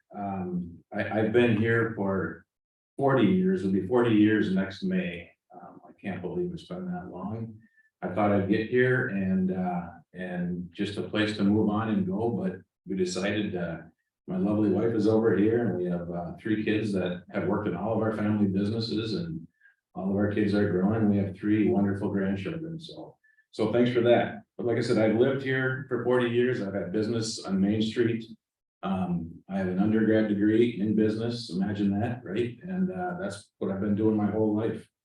I also sit on the East Central Energy Board. Some of you may know that. I've been on that board for 23 years now. So I have a lot of policy, a lot of practice in policy and a lot of good board experience. I also sit currently on the Great River Energy Board. That's where we buy all of our power. I've been in that board now for almost 10 years, a little over 10 years. And that's $1 billion company. There's a lot of money that goes through there. East Central Energy is about $110 million. As compared to the county, here's about 53 million. So there's a lot of money that we see that goes through that we need to keep track of.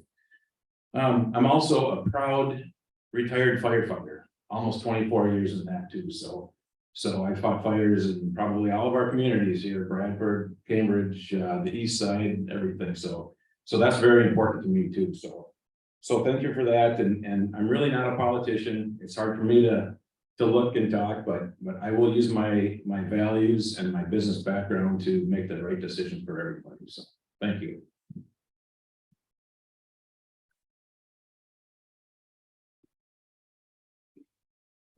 Good evening. My name is Bill Berg. I'm married to my wife, Sherry. We have 4 girls and a grandson.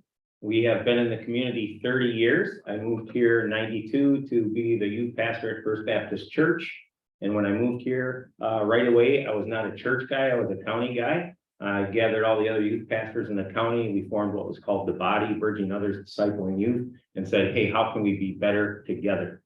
And by coming together, we could rent out facilities because we are bigger in number, and we could do it cheap and give our kids a great time and a wholesome time. But from there, I got involved in all kinds of boards on the community. I have been involved with starting New Pathways, which is a homeless shelter in town here in the year of 2000, and still am involved in that, raising money for that organization. I was involved with starting Every Meal, which we started 5 years ago, which is a backpack program in the schools where kids with food resource are challenged. We go in every Friday and put 3 meals in their backpack for their families on the weekend.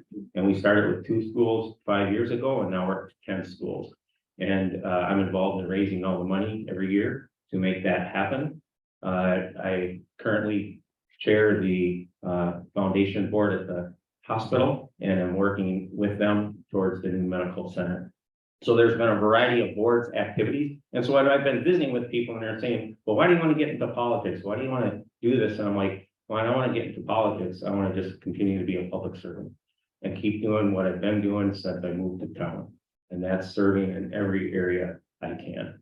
And so that's my passion and that's my desire. And that's been my family's desire as well. My wife is a speech pathologist in the local schools. She serves on the side as well in many activities to make this county great. So thank you. Hi, I'm Todd Moos, running for County Commissioner in District 2. My wife and I have raised 4 kids. I grew up in Zimmerman. My wife grew up in Princeton. We were high school sweethearts. We moved to Isanti. Well, it's a little over 30 years.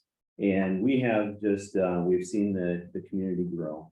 We've lived in Isanti for 26 of those years. And then we moved to Cambridge, out by Crosspoint Church. And we've moved out there about four years ago. I'm a business owner. I got been in business over 20 years. I've hired many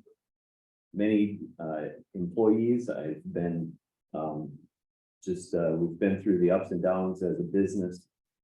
We have many business relations in the community and beyond. And I juggle schedules and orchestrate small business small jobs and large jobs and orchestrate schedules for my employees and so I'm used to juggling schedule like this. My biggest thing was that I wanted to serve. I've started going to the commissioner meetings and just noticed that there just is not a lot of representation out into the community. The community doesn't know really what's going on. And so that's when I decided that I need to get into this and get out and be the voice of the people. Thank you. As we transition to our next candidate, I just wanted to point out that our first 2 candidates here, if you can't see on their little name placards, are running in District 1. We have Bill and Todd running in District 2, and then we'll have the remaining 2 candidates introduce themselves and the district they're running in. Thank you. Sounds good. I'm Terry Turnquist. I'm running for Isanti County Commissioner District 3. Now, that sounds kind of odd because for the last 8 years I've been District 2 Commissioner, but we redistricted, we changed. I lost the fine folks of Springville and I've gained some new folks in Spencerbrook Township that I'm excited to meet. It has been my privilege and honor to serve for the last 8 years. And I'm a lifelong resident of Isanti County. I've owned and operated Brand Barber Stylist for the last 37 years. I've been cutting hair for over 40 years. I have a master's degree in cutting hair. I've heard that master's been going around. And I've been married for 37 years to my wife, Becky. No, sorry, 38. Don't shoot me. We've raised 3 daughters. They've all grown. They've got married. I have 7 grandchildren with number 8 on its way in November. I have a history of serving the community, including 13 years as Braham's mayor, 10 years on the Braham Volunteer Fire Department. Thanks, Joe. You're welcome. And 10 years with Granny Lyons, currently the vice president. 30 years with the Braham Chamber, thanks, North 65 Chamber, and a lifelong member of the Braham Evangelical Church and a founding member of the Braham Education Foundation. I too feel a need to serve. As you can tell, I'm very involved in my community. I love my community. And as somebody echoed before, you can't criticize if you're not willing to get involved. So I felt the need to serve and get involved. I serve with common sense, fiscal conservative. As you can't run a business like I have and just be throwing money around. It's just not there. I take care of the county's money like it's my own. I work well with others, and that's all I got to say. Hi, I'm Susan Morris. I'm running for District 5. It was District 5 before, so mine didn't change. And so, but I did lose the east side city of Cambridge and gain the north and east side city of Isanti. So I get to go out and meet some new folks there. I grew up on a working farm in North Branch Township. It was homesteaded by my great-great-grandparents in 1876. I think I win the longevity award up here tonight. And that's where I learned hard work and frugality. And then I graduated from Cambridge in 1982. I graduated from Pole Barn View across the road in 1984. And then I have a business management degree. I've been married to Carl for 36 years. We have 5 amazing children. I'm gonna brag about them for just a second because I was a stay-at-home mom and raised our children, and I'm really proud of what they become. Erica served in the United States Air Force and now works for FEMA. Andrew is a data engineer and he works for an investment firm. Jonathan is a chemical engineer and he works for a pharmaceutical company. Sophie is a high school science teacher and she works in Okinawa, Japan for the Department of Defense teaching school over there. And Grace manages a restaurant in Mobile, Alabama. You can see why I'm so proud. I'm just waiting for grandchildren and haven't had any of those yet, but one of these days. I also did run my own catering business for 25 years. And that's where I learned a lot of my, the things that drive me as a commissioner is to have efficiency and customer service. And, we just need to always be cognizant of always spending our money wisely. When you run a small business, if you don't do it, you're not going to survive. So I love this job. I love this community. I serve it with my whole heart.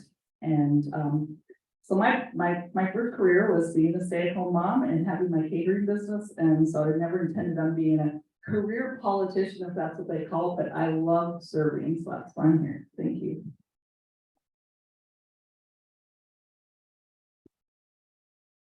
Hi, I'm Kristi LaRowe, and I'm running in District 5. So, I am a longtime resident of Isanti County and have made it my home for the last 36 years. My husband and family have been farming in rural Isanti for decades, and some of the farmland has been in the family for over 100 years. In 2021, we were awarded the Farm Family of the Year. Yes, thank you. We have 4 children and 6 grandchildren. I'm very proud of all of them. 3 of the boys, I have 2 boys, 1 daughter. The boys all have their own business. I'm very proud of that. As a young wife and mother, I set aside a few years to spend time raising my children and helping them with the farm, helping my husband with the farm. I took a class with QuickBooks just to learn management and the skills I needed to keep helping Scott with the farm. We farm 3,000 acres. Aside from raising my farm, raising the family, I enjoyed volunteering in our church and in the schools that my children attended. One of the Christian schools they attended, I helped get a hot meal served once a week. Also with volunteering at the schools, I would help children read. I would go with my grandson, who was at that time 4th grade. I'd go twice a week and volunteer and read with the children. And they would ask my grandson, is your grandma coming today? So I really believe that volunteering is huge. And we need more volunteers in our schools these days. So my life's goal is to give back to my community as best I can. I have a deep belief that our community is indeed a place to call home. And I guess I'm supposed to be done. Thank you so much. And now that all of our candidates have introduced themselves, please join me in officially welcoming them to the stage.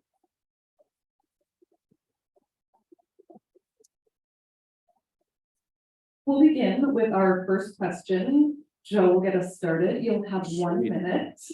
What can the county do to support existing businesses and encourage new businesses to locate here? 1 minute. Thank you. I might have to take exception to maybe a couple of the prior speakers about everybody having to pay their own way. I think you have to take a look at that as far as trying to develop business. You need to look at everything. Someone mentioned pay their own way, do this, do that. Well, if we're in competition, and I see that on my other boards, there's major data centers that are looking for lots of land, lots of load, but more than that, they're looking at 50 to 100 living wage jobs. And we've got to take a look at that. And I don't say give it away for free, but I'm not opposed to looking at things like tax increment financing. You don't give that money away, it comes back. So I think we can work with all the municipalities and the county and do the very best that we can to draw that kind of business in. Thank you. Or two.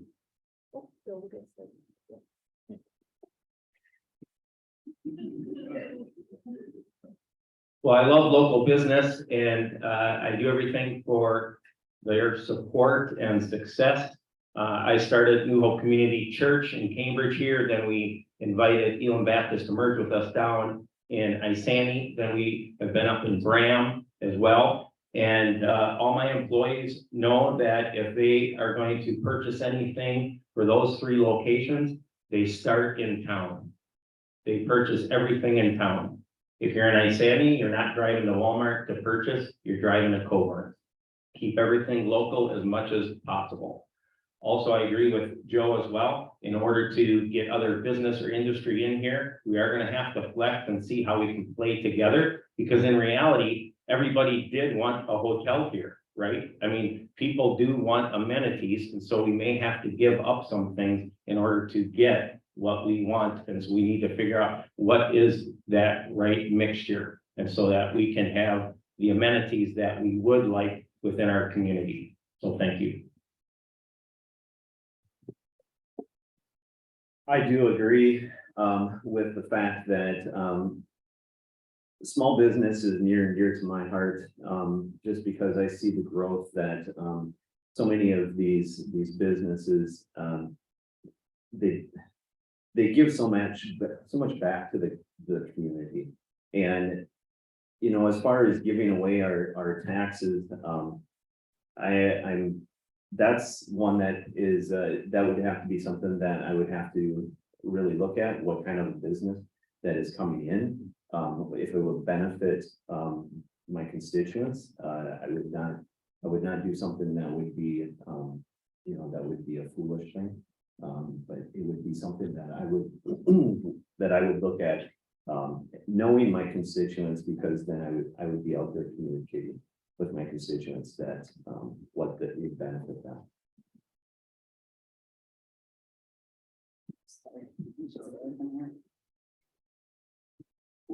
Nobody believes in small business more than the guy that has the smallest business in the county. But that being said, when it comes to the county and promoting business, I think we should work with the cities, because the cities have the industrial parks. The county doesn't even have an industrial park, nor do I think we need to until the city industrial parks are all full. So I think we should work with the cities, do whatever we can to help with them. When COVID hit, the county was given money to help with businesses and all those other things, and we did. We donated quite a bit back to the small businesses in the form of grants, loans, grants. Loans don't necessarily help. So I'm all about promoting business. If you don't grow, you got to build that tax base that keeps everybody's taxes as reasonable as possible. So that's, I don't need to use the whole time. That's what I got. So this is the reason why the county actually formed an EDA several years ago. We looked at, because we felt when we saw like the, you know, Polaris came to Chisago County and bought like 850 acres and did an R&D for Polaris, we thought we don't want to miss opportunities like that for Isanti County. So we formed an economic development authority with, we actually have the housing powers with it, but we've never leveraged that. But, through that, we've had a lot of big conversations and to what Joe's point was, is that, so the county did not join in with the tax abatement with the city of Isanti because you never use that for a business that competes with an existing business. You only use that tool if it's gonna bring a unique opportunity to employ a lot of people here that will be beneficial to the community. So you gotta have the big picture look. If you're just small picture, we can't lose those potential opportunities for employing people with good jobs. And there's a lot of, we have opportunity to bring data centers here. So we worked through our EDA, actually getting those types of things set up so we could have potential of having that here in Isanti County. Yes, I agree. We need to work with the city for sure. Anyway, so what industry that we overlook is farming? We farm 2,000 acres. We've had a heck of a time keeping our land so my husband can farm it because we cannot manage our own ditches. So that would be one thing for the farmers. They are small business owners, they're large business owners. That's our livelihood. So some of the fields, we have to get divided up and sell because there's swamp in the fields now because my husband cannot manage his own ditches. So I just want to give a shout out for our farmers. They're the ones that feed us. Thank you. It is a dog-eat-dog world out there. Our neighboring counties are all fighting to bring their businesses to their counties as well. So as elected officials and leaders of our community, our job is always to promote our community, promote the great values that we have here. And we have some tremendous values that I think we can offer the marketplace. We start with our rural lifestyle. A lot of people want to get away from the Twin Cities and bring something up to, a little bit further away from the Twin Cities. We have an exceptional workforce in this area. We have very, very affordable land, especially compared to the Twin Cities area. And we have great transportation access, not just the highways, but also rail and air that I think provides Isanti County with a great place for businesses to start or expand their businesses. Thank you so much. And thank you for adhering to our lovely cup system. I very much appreciate that. Per the next cup holder, this question will begin with Bill. Do you believe there are policies or red tape that should be changed or eliminated? And if so, what is your top item? Why do you feel it needs to be changed? And how would you accomplish that change? 1 minute. To be honest with you, I don't know if there's truly red tape. We hear as citizens on the outside that there's red tape. There's policies that are limiting, whether it's to business, to residents, expansion, whether it's people being able to split up, sell their own properties, those pieces. A lot of these policies have been put in place by people that we have elected in the past and that we have put in place to lead our county and our city, our communities in a positive way. And so honestly, I would really have to get in to learn. I'm not coming with an axe to grind or a specific agenda. And so for me, it would be listening to the people, learning what has taken place and where we have congestion or hiccups in our county and what we can loosen up for progress. Being that we both of us haven't been in there, as far as red tape, I would say that I guess the biggest red tape that I would say would be allowing small businesses to run out of their home.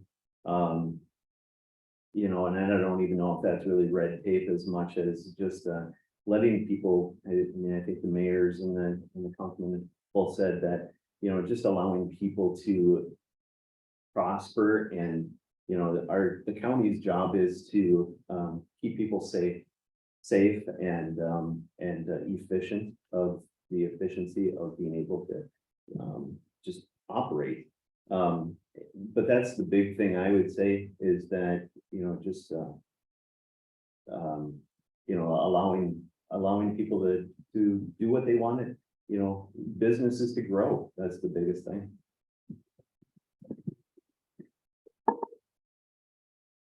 Okay, so as far as policies or red tape, I know that ditches have been an issue. They have the county ditches system has been in place since 1906 or something. Hasn't really been looked at much since the 70s, maybe was the last time. So we reactivated the county ditch committee. And we're working on that so that we can allow farmers to use smart practices and make sure that the ditches and the waterways are working the way they do, while still protecting the wetlands and the water, because that's important. Zoning, it takes care of some of these this red tape issues, if you want to say. As Todd mentioned about letting small businesses maybe go on their own. They are allowed to do that. You just have to get a conditional use permit. And so you go through and you ask, and the reason they do that is so that you're not negatively impacting your neighbor. Nobody says it's fine if you want to have a small business there, but you can't do it at the detriment of somebody else. Everything changes. That's why we're redoing the zoning, the comp plan. We're restarting that now. We gotta look at that supposedly every 10 years. And with that, I'll pass it on. So when I first was elected, I found out we had a lot of red tape that was preventing businesses to be, that exist out in the county. And so we adopted, it's called the Rural Retail Ordinance for Isanti County. And it promotes businesses that, that especially accentuate like our history, or so like wineries, distilleries, breweries, all that kind of falls underneath that cover. And so before then, you could not have a business out in the county if you, unless you went through the conditional use permit process, but it was very limited as to what could be there. So when I run into red tape, I fix it. And so that's, you adopt new ordinances to change it. So that's what we did. And I've done that with several other things that we've run into red tape with. You just figure out how to get around it and create an ordinance that fixes it. You don't have to live with red tape. Yes, I'm pro-job and I'm pro-business. And so, yes, we surely need to get rid of the restrictions. And I'm glad to hear that they are working on them. That's great. But yes, as well as Bill has said, you know, until you get in there, know what the rules are, what the restrictions are, I guess I will know at that time. Thanks. Like most have said, I don't see any serious problems with red tape issues. To me, the bigger issue facing our county is transparency and accountability to citizens. You know, the good thing about going last is everything's already been said. I can go back to just a couple of things. Obviously, I haven't sat there, so I don't know. When I'm angry, I try to figure some things out on my own. I don't have any problem going to the county or the city and asking what's happening. I think we've got some wonderful minds at the county.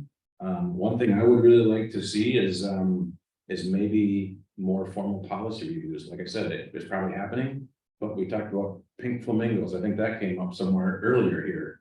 I'm glad that was in there, but the fact is we have to talk about those things. Another big thing that would really be nice to see happening is, and I think maybe Susan put it in her, in one of in the papers, talking about making it easy to do business. And I know that there's counties that they can pull permits from their couch at home. You know, we just got to make things easier, and it's a tough thing to do. Thank you, I'm done, but that's what we need to try to work for. Thank you. Thank you so much. For our cup holder, Todd, you will get us started with this next question. You'll have 1 minute to discuss. There has been discussion that the levy is too high. Do you agree? If so, how do you propose lowering it? And can this be accomplished without eliminating staff? 1 minute. Well, I think the biggest thing that we have seen is that the constituents we need to find out by going out and talking with the people. People are uninformed of what is going on in the county. We need to look at ways of getting them involved, and whether that is finding a way to get them to, whether it's a website or how we do that, doing email system. But people need to know what is going on in the county. And that's what my plan would be, is to inform the people. As we're going through the board meetings, people will know where, what is going on, so that they can be more, more informed. That's the biggest thing, is voters need to be more informed.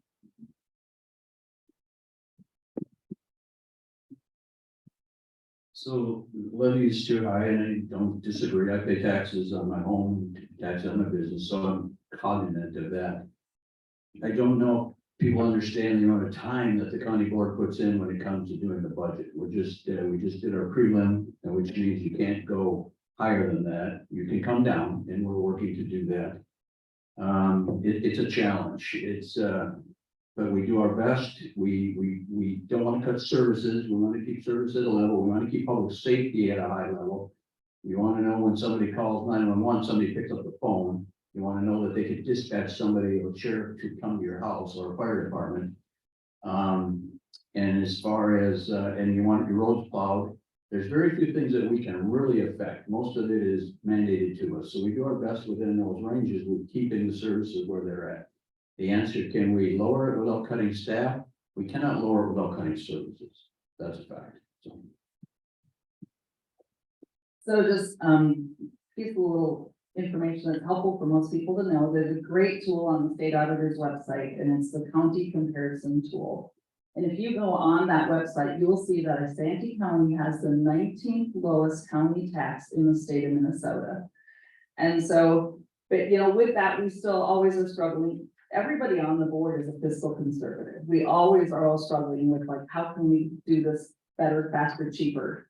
So when we decided to basically take the 1850 style of government that we were in, 17 departments down to 5, that was like a huge efficiency that was to be made for Isanti County. And when we did that, we have, Chad told me the other day, we saved at least $750,000 by doing that. And also we have this cross training of now employees, so we're not having to hire folks so much to come in to help with the election. But then also he said, I don't have to hire any new staff for the foreseeable future because of this flexibility you've now given me. So that's the kind of stuff we're working on. It's the tough stuff that we choose to do. So taxes, how are we going to be fiscally responsible? I talked to a great guy, Mike, he's the financial director at Isanti City Hall. And he spoke about a basic capital plan and a capital improvement plan. And his plan is to be debt-free within 25 years. He's planned out to about 50 years. This is totally amazing. So I think we need to talk to people like that, get informed, but I don't know. I think what I've been reading about Isanti County taxes, we are ranked up. We are in the top 18%. So you can disagree with me, Susan. That's okay. Where did you go that up? Okay, it's online. If I wrote that down, but we'll find out.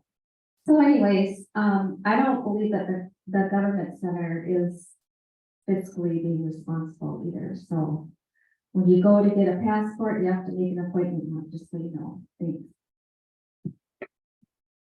And the taxes too high, we can go over the different data points and look at, but I can tell you unequivocally, talking to the citizens, they all feel it's too high. We're facing some uneconomic times that are very uncertain where we're going. So I think the need for conservative values in our county budget are utmost needed at this point in time. I think it starts with very similar to the way we operate business and family budgets, that you identify what are your needs versus your wants. And we need to focus on the needs of this county and not peripheral things that some people want. Our staff cuts needed to do this? I don't think so. When I was on the board 4 years ago, I voted 4 straight years for no taxes. I've heard one of the commissioners make a comment that I would die on the hill for lower property taxes, and I personally think that's kind of a compliment because I'm here to represent the citizens and they're demanding lower taxes. Once again, it's a hard question to answer. Is the levy too high? Probably, of course it is, but what are we gonna do? It's gonna come back. We need to take a look. Once again, I think we have great staff and great people that do good work. And I think we need to take a look, and that's why there's 7 of us sitting here, because we want to take a look and see what we can do best. But I really think that if we have to start cutting, I do believe it's staff, and I'm not for getting rid of public safety or mental health programs. I think we need to take a look at those things and be forthright about it. And it's easy to say, yeah, we're gonna go cut taxes, but we gotta start talking about human lives and what's gonna happen. So, thank you. Yeah, I would agree. Out visiting people, I think we've all heard that they want us to pay attention to the tax situation and balance that with what the amenities are that are being provided. But I think there's a huge tension here that when it comes to cutting, a lot of times the first place you have to look at is staffing, because that is your biggest budget item, one of your biggest budget items. It's in the church as well. It's my biggest budget item. And what do we have to look at? But I think as well too, our community has to understand that they want lower taxes, but they still want amenities. And I don't know of any family in here or any business really that just goes bare bones all the time. I just don't feed my kids bread and water and just clothe them with the basics, and we don't do anything fun. I mean, we have a boat, we go out to dinner still, we do some things that are fun. We just don't do bare bones. And so we have to figure out, how do we do that by providing the services and providing the staff that's necessary so that we can enjoy life in Isanti County together. Thank you so much. We will begin with Karen for this next question. You'll have a little shorter time, 30 seconds, but it's a short question. How will you work with other local elected officials to govern efficiently? 30 seconds. I work marvelously with all the other officials. I get along well. I consider myself a people person. I listen, and again, I use common sense. That's it in a nutshell. I have no problem working with people. Even if you disagree, at the end of the time, I can respect them. Hopefully they respect me. I love working with community partners. I love building relationships. I love building bridges. I think it's really important that we all work together to solve our complex problems. You know, back in the class of 2008 and 9, one thing that I did in Isanti County was we formed what was called Icicle. And it was basically all the entities from the cities and the county and the school district getting together to work on our difficult problems. And even when it came to so we were all aware of what each other's levies were. So we knew the cumulative effect of that on our citizens. So those are the types of things I like to do. So yes, I really like to work with people. I engage with a lot of people at church. I will listen to your concerns and work hard at addressing the concerns with the right agency. So whatever agency that we need to work with, I really believe that we can do a lot of great negotiating. This is a people business, and it's critical that county commissioners work closely with your township officers, your city council members, your state reps, your state senators, all the way up to the federal level. This is a people business. We're here to serve. We're here to make Isanti County a better place to live, work, and play. Agree 100%. I've sat, as I have told you all, I sit on 3 or 4 boards currently, and I've sat on a number in the past, and I think it's what we need to do is we don't have to agree. We can leave here, but we need to work together and support the decision that's made by the full board. Thank you.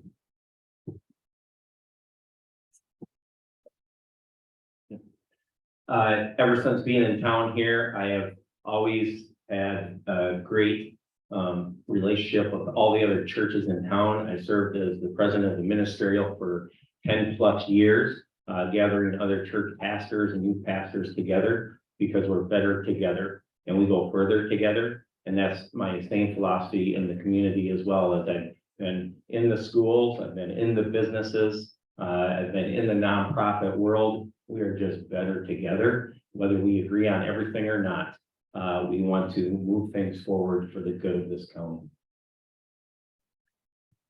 I wish this was a longer time. That's what I do in business. I work with many people. That's what I love to do. I love going out door knocking is one of the best things ever. I love this.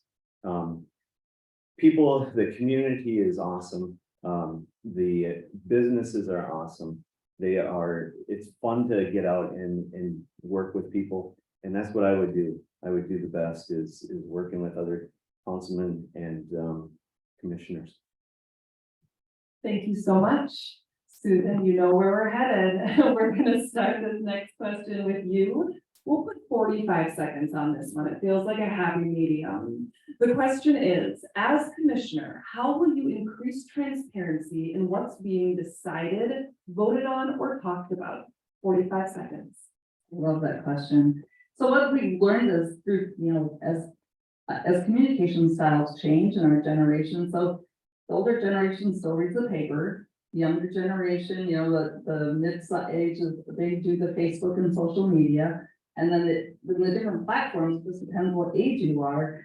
So I think we need to leverage all of those. We are always putting everything up on the county website to be clear for transparency. I mean, everything is in the weekly paper. Every agenda, the board minutes, it's all up on the website. And so it's being shared right now, and you can go online and listen to our meetings. And I would like to see a day where we actually live televise our meetings, our board meetings. So you can just go on, the internet and watch it live. That's definitely something I proposed in the past. Okay, transparency is my top priority. I will work towards having a meeting in the evening so my constituents would have an opportunity to attend and get engaged. I would like to have an open forum, share concerns, and also give positive ideas to the district. People are passionate what they are passionate about. We would come up with rules of engagement with the public. Listen to all sides and make good choices. Develop an idea. Use your idea and form a committee. Plan for it. And include in this plan what Isanti County is going to look like in 25 years from now. Also, let's involve our young people. I would love to see them come and get engaged in these meetings. Thank you. Definitely want to move the meetings tonight so that more of the public can attend. I would also want to continue holding quarterly town hall meetings like I did in the past, where citizens can come and talk to me about the issues in particular to Bradford Township and the city of Cambridge. We need to send the agendas out for these meetings in advance. Right now, we're getting out there a day or two before the meeting. If the public sees these in advance, they can see if there's a topic of interest to them that they may want to attend. So I think we need to do a better job of that. I would also like to set up a citizens financial review board to look at the financial transactions of this county to make sure there's no indiscretions with that. Once again, I think I concur with what everybody, I think there are a lot of platforms. I'm not a huge, like my children, electronic, but I know that's out there. They tell me how I can get to the county website. I can look and see what's out there, and I have done that, so I'm proud of myself. But I think we can always try, and there's always new systems coming out all the time, and I do support that, so thanks. Yeah, I like all of the ideas and the pieces that the county and is already doing for communications there. I think a big piece as well is just being involved in the community. Again, I'm out in the schools, I'm in the churches, I'm in the businesses every day, all week. And so to be available for communication and questions and visiting with people, I think it would be great to just say, hey, once a week, I'm gonna be at Herman's Bakery at 10 o'clock, and then I'll be at Pizza Pub for a beer at night at 9 o'clock if you want to visit. I too believe that we need to move one of the meetings to evening so that more people, as I've been going out door knocking and just talking with constituents, they all say that they would love to do that. I know that they have said that they haven't got anybody to come, but as a commissioner, I see that as my one of my jobs is to get the community involved. And the other thing that I want to do is get an email system. I've already I told the constituents that when I win, what I want to do is go out and I want to get emails and that they would be informed through my email after each meeting so that they are informed. That's the one thing that I want to do. As far as being open and transparent, yes, I agree with all that. There's this thing called an open meeting law, so commissioners or anybody is not allowed to meet more than 2 at any given time. So you're protected by the state with that. You can always request any information or data from the county. That's your right, and they will be given that. Or you could just come and ask me or any of the commissioners. I know that we're all open, not hard to find. And as far as the books, learning about the books, we are audited every year, and we've always passed the state audit with flying colors. In fact, we usually get awards. And evening meetings, I don't have a problem with evening meetings, so.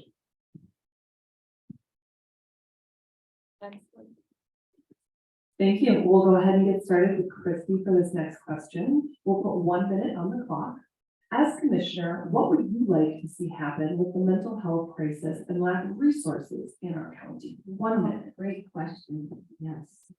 Yes, the mental health and social services deed and are through the county, so the health department services them.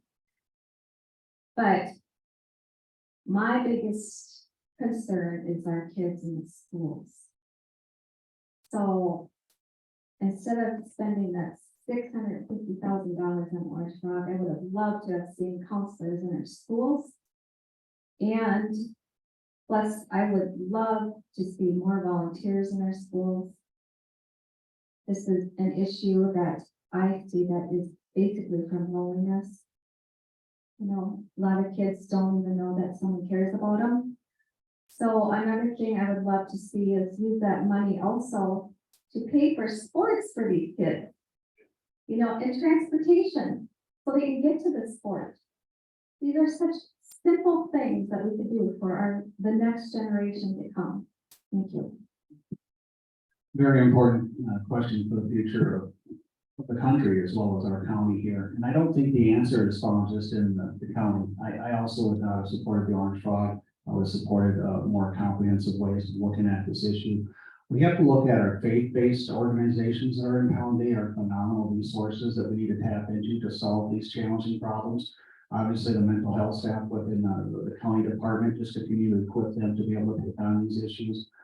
It's growing as one of the top concerns in this county, so we obviously have to be very well prepared for it.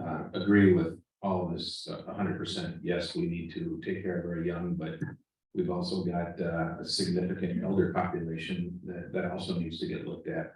We can't forget about those folks that paved our way, right? So we need to look at everything. And I think maybe my neighbor here next to me talked about it can't just be done at the county level. We've got to have, once again, I go back to our great crack staff to take a look and see what we have and what kind of programs are out there. And it's not just money. There's lots of services and things out there that we can take a look at. So hopefully we can work together to try to solve some of these problems that we can do. Thank you. For the last 2 go-arounds, I've been involved with the Alina Health and also County Health as far as determining what are the 3 main areas of focus in our community as far as top concerns. And those top concerns are isolation, and it's just not, you know, with elderly, but it is with our children, with our families. It has to do with mental health and then also substance abuse among our youth and our kids.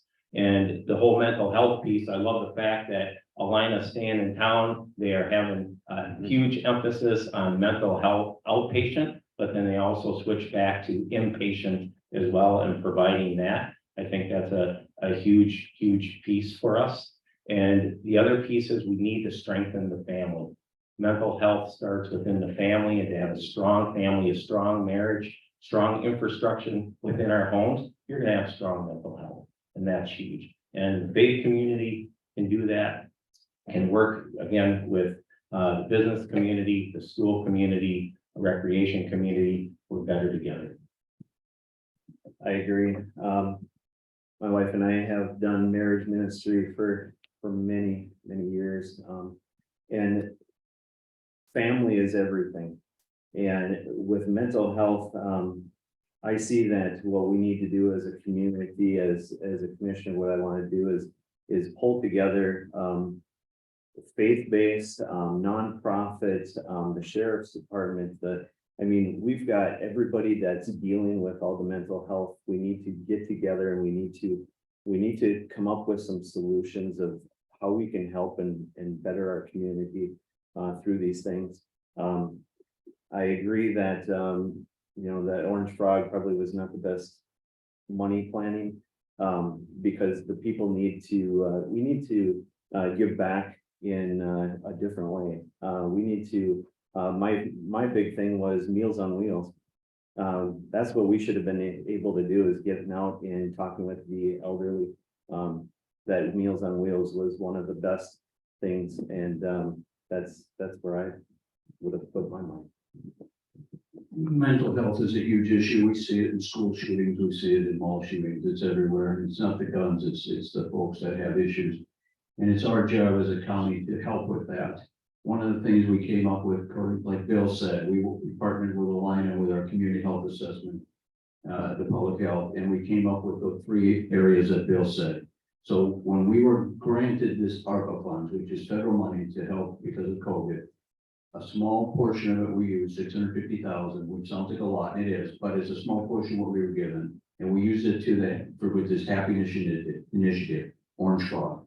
And it's something that touches on, we went to the Alina, we went to the Birmingham schools, Cambridge Isanti schools, and the nursing homes. So it's intergenerational. And it's just a good message. It's nothing earth shaking. And yes, you should get this at church, but I hate to say it, Bill, no offense, not everybody goes to church home. So like you said, if we can partner in all the areas, we just get stronger as a community. So when we saw the data, when we did the community health assessment before the pandemic, and we saw that our kids are struggling in our schools with addiction, with depression, with anxiety, thoughts of suicide and attempted suicide. And when you look at those numbers that we looked at, it was heartbreaking.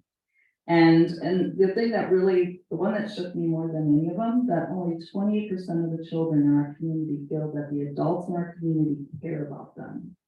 That broke my heart. I grew up here and I knew my community supported me and wanted to see me succeed.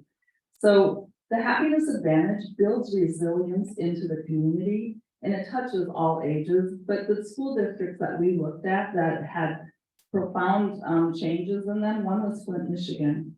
And in Flint, Michigan, they had, when they had the lead in the water, and the great thing about schools is you have great measurements to measure, absence and, inability to hire teachers, keep teachers, and all those kinds of things. You have great ways to measure it. And so we were able to see that in that school and Cardinal School District in Iowa, in 2 years, they totally changed the outcomes in those schools. And so that was the data that drove us to choose to buy into that resilience and build the resilience into our community. Thank you so much. And because we do have so many questions and we are running short on time, we'll treat this next one as a bit of a rapid fire. In 15 seconds, starting with Alan, can you answer this?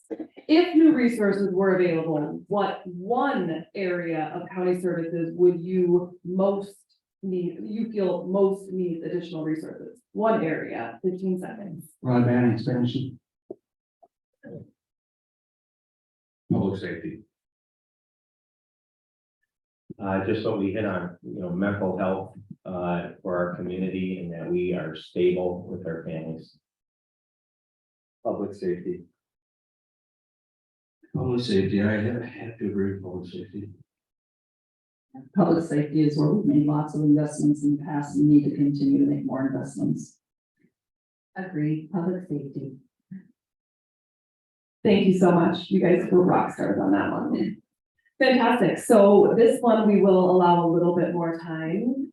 What about the county are you most proud of, and what would you consider improving? And we'll go ahead and start with Joe on this one. 60 seconds. One thing you're most proud of, and what would you consider improving?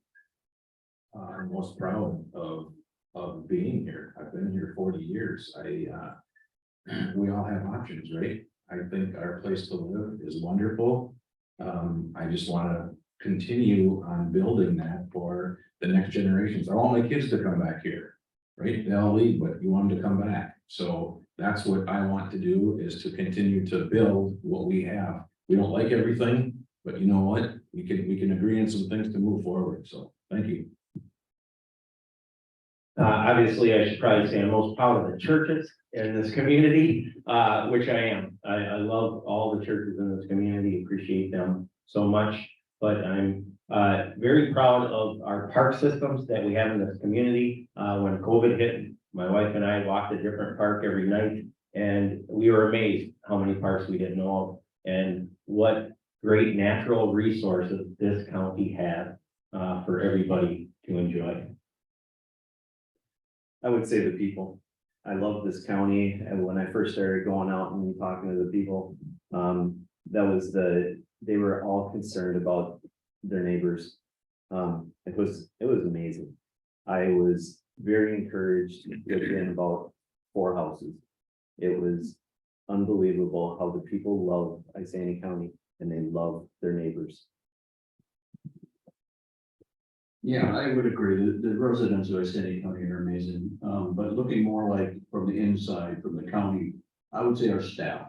We just have amazing staff. They work so hard and they're so dedicated to provide services and questions and answer questions for the residents. I'm just so impressed with them. Every day I go to work and they have the toughest job. If you look at the people in the child protection, it's amazing with the stories that they have to deal with. And they come back to work every day because they're just trying to make it better. Again, we have great parks. I agree with you on that. And the other thing is, I really enjoy working with the other commissioners because it's not political. We're just doing the work of the county. And you don't have to be a party to do that. You just have to have some common sense. Good. So for me, being a farm girl raised on the Century Farm, I love our rural characteristics of our county and I want to preserve that. And so I think it's really important now, we're going to be working on a new comprehensive plan for Isanti County, and I would encourage all of you to be engaged in that process, because that comprehensive plan will literally define how we move forward and develop as a county. So for you, if the natural resources, which we have this like amazing river that flows through our county and has lots of beautiful lakes, all those treasures, we want to preserve those. We need to make sure our voices are heard and that we do that through that process. But I think it's also really important that we preserve the farmland for the farmers to farm. And so that we need to be really wise about the development that we allow in Isanti County. Agreed. Of course, I'm gonna say farmers, rural area. But I don't want the farmers to be restricted. I want them to have freedom to manage their fields, have the ability to clean their ditches. If you want rural county, we hope that you will please work with the farmers. That's what we need most of all. Serving in this country 23 years in the military, I've been around the entire United States, and there are a lot of great communities, but there's no place like home. And Isanti County has got some incredibly great patriotic Americans who love this country, who love this county. This is a great place to raise a family, it's a great place to raise our kids and our grandkids. What I want to see changed is a government that is focused on limited growth. I'm tired of our taxes going up through the roof each and every year. Thank you so much. So as we're wrapping up, we have precisely 1 minute for each candidate to give their closing statements, and Bill will go ahead and get started with you. Thank you. People have asked me more than once, what are you gonna do if you don't get elected? And I've told them I'm gonna keep doing what I've done for the last 30 years since I moved here. I'm just gonna keep serving the community in all kinds of areas, whether it's within the schools, the businesses, within the recreation area, the boards, on the Rotary Club, different areas to make it a great place. It's not gonna change my life, whether I'm elected or not. I'm still gonna be the person I've always been. But I look forward to just serving the people of this great county. What I see important is that I see limited government. And we need to have transparency in the government. We need to be letting our constituents know where their hard-earned money is. A lot of people are saying that they are fine with paying taxes. They just want to know where their money is going. And as commissioners, we need to get plenty of input from our community. Before voting on any of our larger decisions, we need to be out there and we need to be getting input from our constituents and the thoughts and concerns. We cannot be afraid of being out there with them and hearing that from them. And that's our main job as a commissioner, is to represent the people. And remember, the main purpose you elected me is, it's not a privilege to serve, or it is a privilege to serve. It is not our right to, that I screwed all that up. But Read it again. yeah. But I just wanted to say this, and always remembering the purpose you elect me. It's not right. It's not a right, it's a privilege to serve Hinnenkamp. Definitely, it has been my honor and privilege to serve for the last 8 years, and I hope to serve into the future. If you can't tell, I have a passion for this. I enjoy it. It's not always fun. In fact, it's seldom fun, but you're making important decisions for the community you live in and you love. And I try to treat everybody the same way. Everybody, if nobody matters, it doesn't matter. You have to treat everybody the same. Honest, proven leadership. That's what I'm going to give you. That's what I've always given you. And I hope to continue in the future. Thank you. So I love serving this community, and when I first got elected, I was at a public health conference and I learned that it was the height of the war and we needed to go home and create systems of support for our military and our families. And so when I got back home, I knocked on the door of our veteran service officer who had just gotten back from a deployment from Afghanistan. And I said, hey, I think we need to create this system of support for our families here. They're really suffering right now. And he said, you're going to really increase the workload in my office, but let's do it. That was the beginning of our Sandy County Beyond Yellow Ribbon. And so when we were established in 2010, and as an official county, we were the first county in the state of Minnesota to get that designation. And to date, we have given out over $230,000 of direct support to veterans and their families here in Isanti County. And so really proud of that work.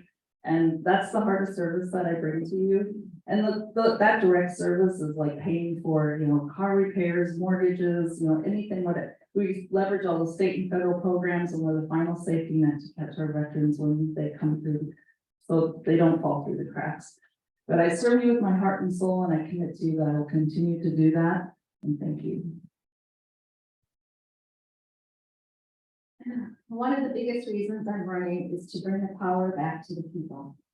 The government has lost sight of why our founding fathers wrote the Constitution. We work for you. A county commissioner serves the people. Government should be limited and should be transparent. Running for office was not on my radar, but I see the need for common citizens to stand against the overreach of the government. Throughout my life, I've learned that volunteering and serving are what I enjoy most of all.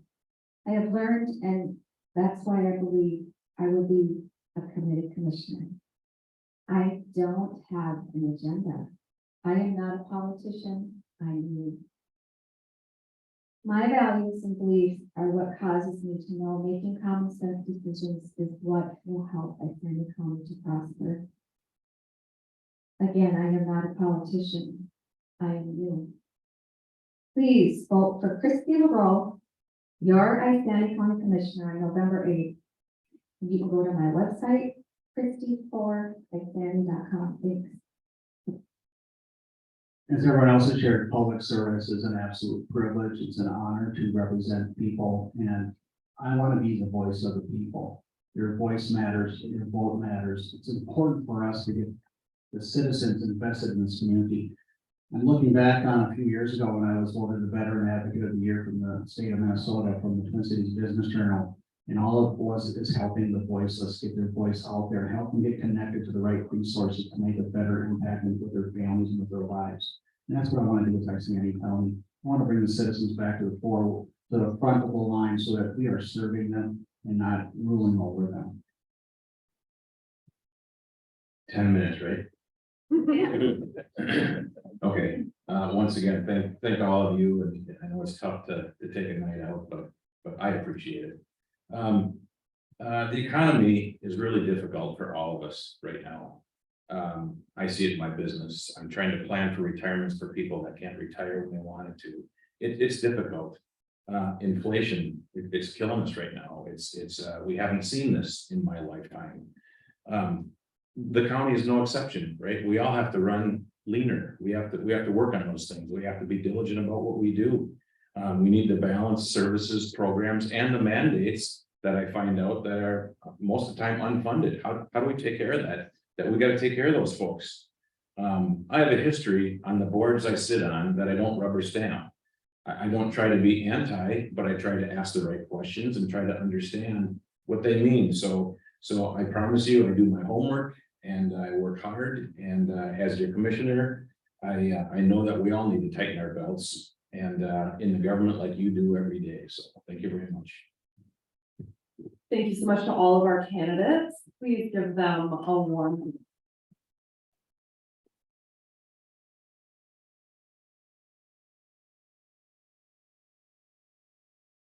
I would like to thank all of you for attending this evening. It's been great to have all of you here. Thank you, candidates. Thank you so much, Leah, for your work in moderating, and to the volunteers who helped with timing and receiving questions.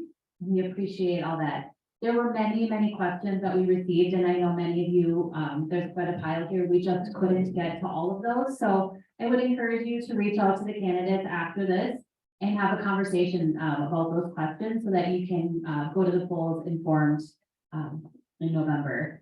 Thank you again. We will be hosting a second night on Thursday, same time, same place, and we'll have the offices of Cambridge City Council, Isanti County Sheriff, and the Cambridge School Board here on the stage answering some questions. So have a great night, and we'll hopefully see you on Thursday. Thank you.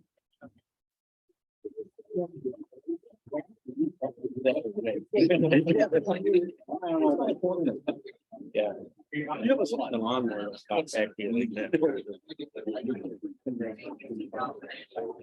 Good job. Well, yeah, you know, so thanks for right.